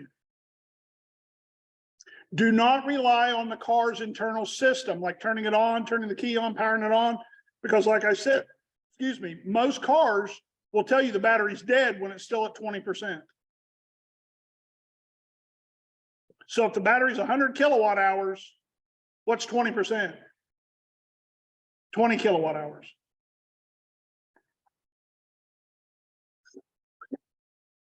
In West Virginia, we have a lot of tunnels because we have these things called mountains. But the same applies in cities where you have parking garages. These things are down. There are a lot of garages are putting charging stations in their garages, especially on apartment buildings, condo units, stuff like that. You ever seen what's called a block? We call it a block garage. It's where garage after garage after garage on condos or housing development. You ever seen that? And they'll put charging stations in there.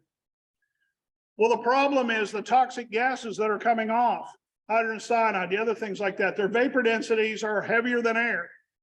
So they're going to go low and they're going to collect and they're going to accumulate. So you got guys down there. How many of you all now? Okay, now I need some help here. You there in the black shirt, stand up. Okay, help me out here. Now I've told you, you got to wear fire gloves, right? You got to get the thermal imaging camera, right? Got to have that SCBA on, right? Now you got to get your 5 gas meter. If it's in a confined area. Are you an officer? I don't know. You're not a lieutenant or captain? Just a corporal. That is a smart man right there. I'm a recovering chief. I still go to all the meetings, drink the coffee. Don't ever become an officer. Stay low. See, I was in the Air Force. We let the enlisted people, the officers do the fighting for the enlisted people. He was in the Army. He listened to people with brass on their shoulders. Just picking on you, sir. Calm down. Go chew on your crayons or something. But now I've told you to do all this stuff. Now, everybody says 5 gas meter. What's a 5 gas meter monitor for? Okay, methane, carbon monoxide, the oxygen level, H2S, and hydrogen cyanide. Well, hydrogen cyanide is deadly, and these vehicle fires will give that off. But how are you going to detect the hydrogen fluoride or the phosphorus fluoride? Using a 5 gas meter. Anybody know, the hazmat guy? How are you going to detect it? What's going to drop? See, always on the fire ground, stick close to the hazmat guy. He's right. You don't need fluorine paper or a fluorine meter. When the oxygen level starts dropping, that tells you that something is there displacing oxygen, right? Do I care what it is? No. I just know me, human, need oxygen, no oxygen there, me, stay out. So now, in addition to all that other crap, Corporal, go get me a ventilation fan. Chief, this is a car fire. What the hell are we doing? Can you see why these are complex incidents? This means yes. This means no. God. Tough crowd. Special situations, larger vehicles. This is GM. It's got a bunch of these. This has about 14,000, 18605 cells in it. The whole floor pan of that van is a battery. There's currently about 160,000 of these on the road. DHL has a fleet of 30,000 of these. Notice that the battery compartment underneath the box is open. What's that for? Cooling. See, it's really bad for them to haul stuff like chocolate and other things like that sitting on something that generates heat of 130 to 170 degrees. You know, your chocolate Santa at Christmas is going to come in as a chocolate blob. So this vehicle is designed to cool the batteries, keep the temperature between the battery cell and the box at about 70 degrees while the vehicle is moving down the road. My favorite. Let's put our kids in these. You all familiar with the black lines on a school bus? See, now the guy in the Quint now, see now all of a sudden he outshines everyone else.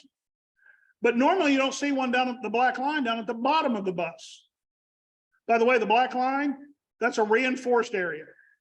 The bottom black line is the bottom of the battery compartment. The next one up is the floor pan of the bus. The next one up is the seat level, the seat where the butt goes on the bus.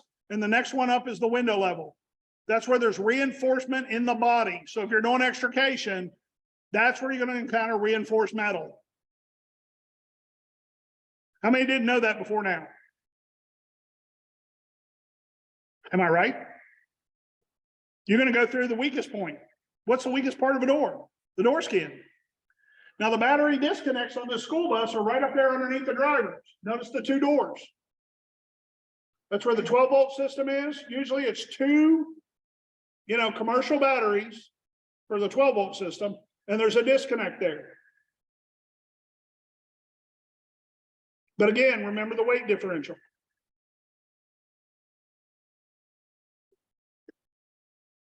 Rosenbauer built an electric fire truck. Yay.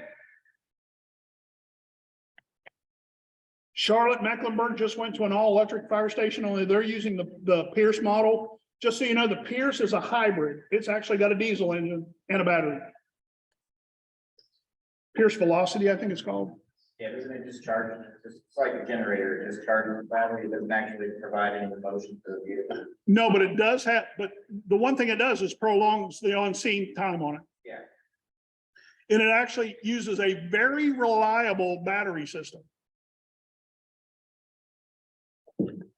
It's actually a pretty good system. We played with one and pumped the guts out of it. And the batteries never went above 200 degrees. I mean, we ran it hard, pumping at 1,500 gallons a minute. You got to be prepared to adapt. Your problems can be compounded if there's multiple EVs involved, like on a car lot, on a car carrier, in a parking garage. You got to be prepared. If you find out you got an EV, you need to start moving water and getting 3,000 to 8,000 gallons a minute. They're ready to deploy. You got to tow all these things on a flatbed. You got to avoid bending them. You don't want a wheel lift wrecker. When you're loading it, you got to monitor for signs of arcing. There's actually a video on YouTube you can watch of a Hyundai hybrid on a flatbed wrecker, and it just looks like a lightning storm underneath that car where it's arcing. It'll show you it's arcing 6 to 8 inches to the metal bed on the wrecker. There's also another one, if you want to Google it, electric vehicle on wrecker on fire. The guy puts it on a wheel lift. Fire department clears it, it's fine. You watch the whole video. There's not a wisp of smoke coming out of this car. Fire department's there packing up. The guy puts it on a wheel lift, makes it from like probably twice as far as from here to the door to the intersection. The car bursts into flames and it catches his wrecker on fire. And you see him walking back and he's looking at the fireman. What do I do? Well, we told you not to do that in the first place, but you decided. Here's your sign. You need to make some kind of notification, and you got to do something to transfer the liability for that incident. You don't want the lawyers from Scream, Catch 'em and Make 'em Squeal saying, well, the fire department didn't tell the wrecker driver, and therefore they contributed to the burning up of the $115,000 Ford Lightning pickup truck.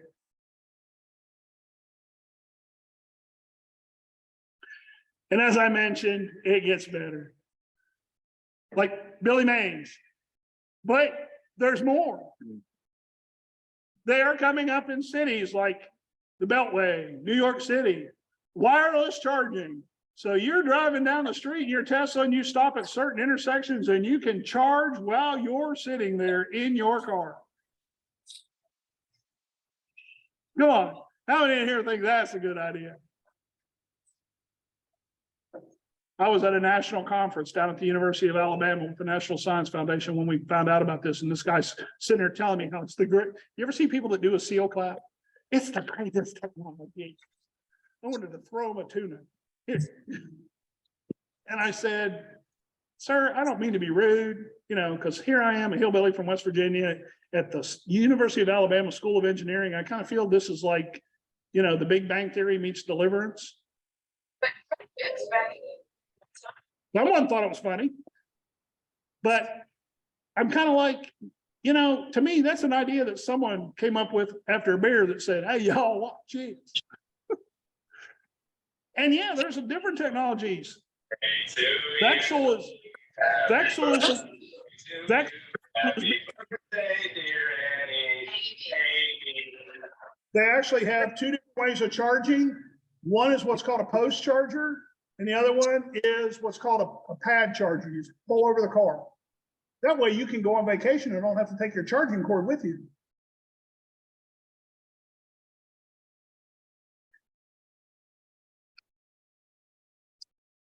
Now, to me, there's just 1,000 ways that can go bad.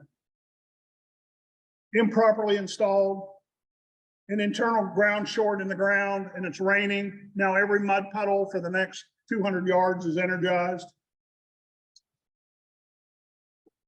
Anybody in here, even think, how could this go bad? Again, remember, identify, immobilize, and disable. Any questions?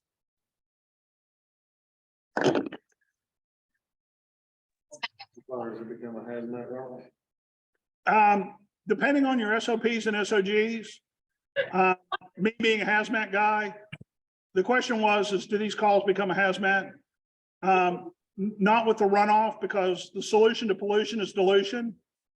And there are acids inside these batteries, mostly phosphoric acid.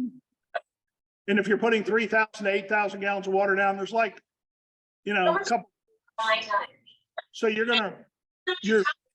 I doubt, even if you had pH paper, you'd be able to change in the pH, in the runoff. You got to realize a lot of water, because of acid rain and stuff like that, has a pH of 6.2 to 7. Where I'm at, where we have so much industry, we have what's called hard rain. The pH is like 7.1 to 7.3.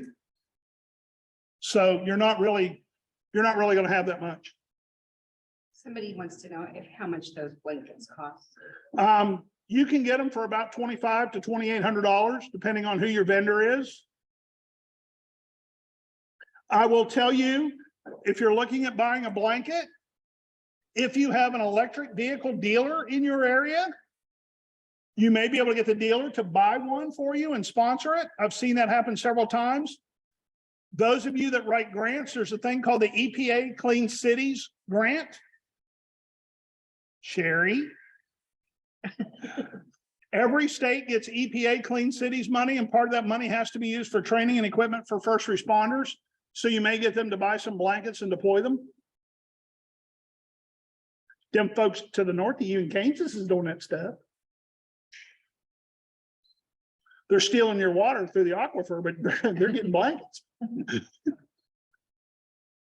Next question. There is no such thing as a dumb question. Ask the question. A common question I get is, what about F500 foam? F500 foam is an encapsulating agent.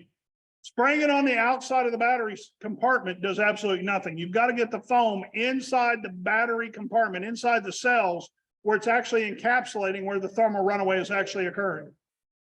And like any foam, what is foam made up of? 3 things. What? Water, chemical, or the concentrate in air. But what happens to air bubbles when they heat? They do what? They pop. So you got to get it in there where it can encapsulate and not go through breakdown. On the discharge cells, like you saw in the video, where those 700 18605 cells were exposed, perfect for application of F500 foam. It would have worked great, because you can get it inside the battery compartment. No more questions? Going once? Just talking about discharging that stranded energy, and you mentioned bonding and grounding, but not to rely on the power system of the car to drain the battery. How do you dissipate that stranded energy? Bonding and grounding is a thing that's often used in hazmat, because anytime you're moving fluids and you're unloading fluids, like from a gasoline tanker that's on its side that has a grounding port. Flowing fluids generate static electricity. So they teach us in hazmat tech how to do bonding and grounding. And you don't want more than 400 ohms on it. So what you do is you get yourself a really good set of jumper cables, not like the cheapy ones, something like an 8-gauge copper wire. You want them long. preferably 18 feet, and you carry yourself a 4-foot section of rebar. You drive it in the ground, in the dirt, usually like where there's guardrail, because it's softer dirt, where you can get it down into what's called the mineral soil. Because there's minerals in there, iron and other stuff in dirt, and it'll dissipate the energy. And then you clamp it onto the metal side of the frame. The two end, you put both the positive and negative against the ground, against the rebar, but clamp it to two different metal parts on the frame of the car, the other end on two different metal parts. Because your human body, if you got fire boots on and you got leather gloves, fire gloves on, you're creating a lot of resistance. What's electricity going to take? Path of least resistance. So it's going to go down that copper wire and go down into the ground. You're grounding the car. You're bonding it to the ground. We had actually talked about that in a training meeting that we had at our station. And nobody knew if that was a good practice to do or not. The chances of you getting an arc like that are very low, but if it does happen, it's better to be safe.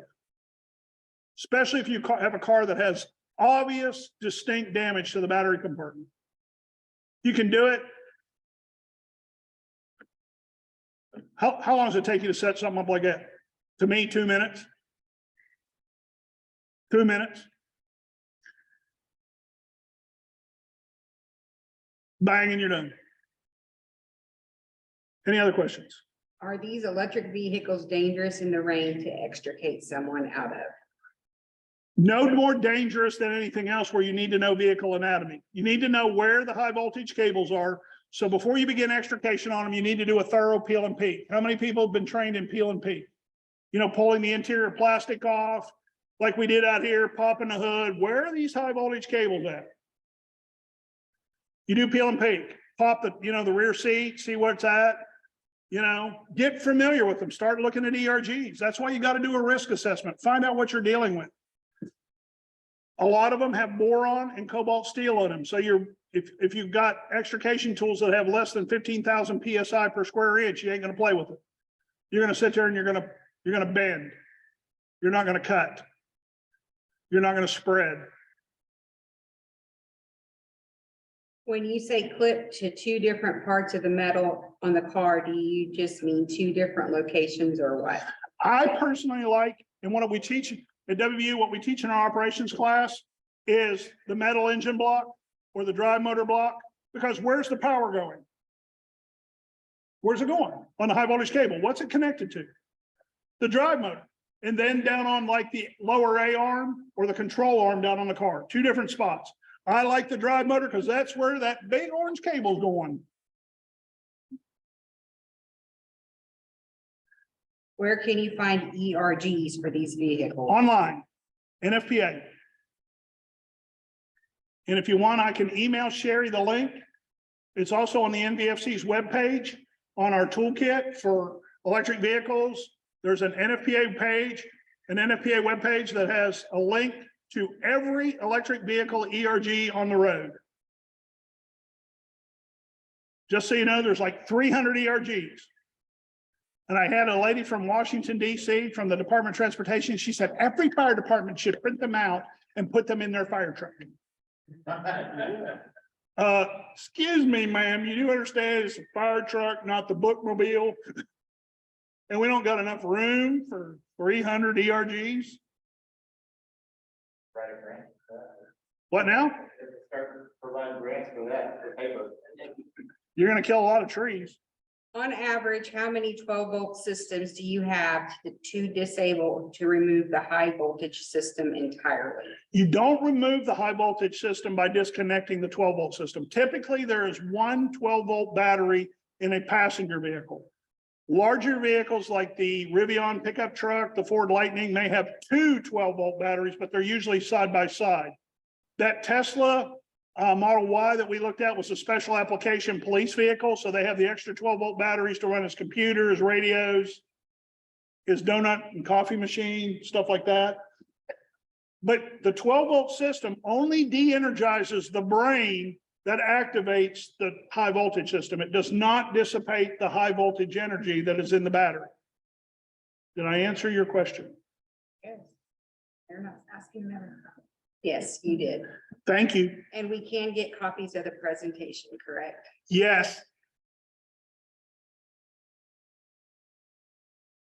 What was the question? The question was, can you get copies of the presentation? The grant that we're doing this program on, we're turning it over to the states. We want them to be able, like the Oklahoma State Firemen's Association, to be able to press this out. They're also recording this presentation, and I'm sure it'll be available to members on their website. Folks, share this information. This is not super secret squirrel society stuff. Sherry will tell you the NBFC, we're not like some people said, oh, you have to pay a $25 fee every time you see it. No, this is to get the information out. She'll tell you, this is my 22nd state that I've been in doing this. And how do we get copies of the presentation? It's going to be through the Oklahoma State Firemen's Association. That is who the NBFC will turn it over to, because that is who we have a partnership with. If they want to release it further to individual departments, that's up to the Oklahoma State Firemen's Association.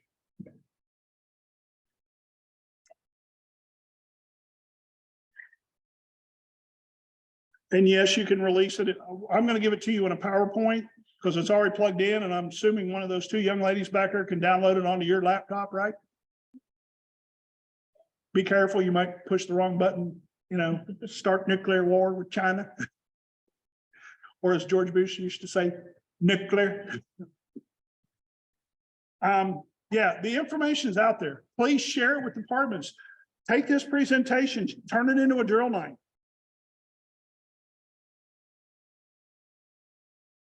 There are too many firefighters out there getting electrocuted, getting shocked. There was a situation in South Florida where a firefighter got run over and not seriously hurt, but messed his foot up because there was a remote start on the car. The person had an Apple Watch that started his car, and he got upset. He was being detained by the police, and the fire department's there because he wrecked. So he's playing with his watch and started his car, and it ran over a fireman's foot. What are the best cutters to cut the wires with on these vehicles? My personal opinion, and I'm doing the Ricky Bobby NASCAR thing, I like the channel lock cable cutters. They're $68. You got to use cable cutters. You can't use wire cutters. Channel locks. I've never had a pair of channel locks fail. I have had, don't go to Harbor Freight. Do y'all have Harbor Freights out here? Don't get the Harbor Freight cable cutters. The pin, when you clip down on the cables, the pin comes loose. And what you end up doing is, it's more like a shear, not a cutter. And it ends up going sideways. I like the channel locks. I've never had a pair of channel locks fail. But I'm not a spokesman for channel lock. We do not get any endorsement from channel lock. Thank you for providing this class. Very informative. Thank you for attending. Even the guy from the Army.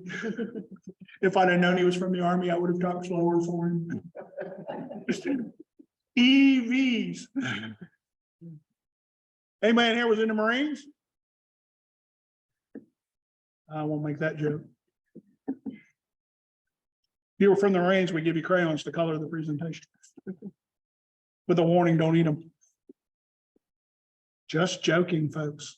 Tough crowd. You guys are all at a Baptist wedding. You're all sitting in the back of the room. I'm expecting there to be a good dinner afterwards. Me too. Learn to sit in the Baptist, you learn to sit in the back where the preacher spits. Did I spit? We always talk about tobacco use in the fire service in West Virginia. It's really bad, smokeless tobacco. And I had a boy look at me one time because in WVU, you can't have tobacco because we have a tobacco-free campus. And he looked at me and says, Mr. Miller, nobody's ever died from secondhand spit. That's a good point there, son. Lots of thank yous. You did good. Thank you. You want to download the presentation? If anybody has any questions? None?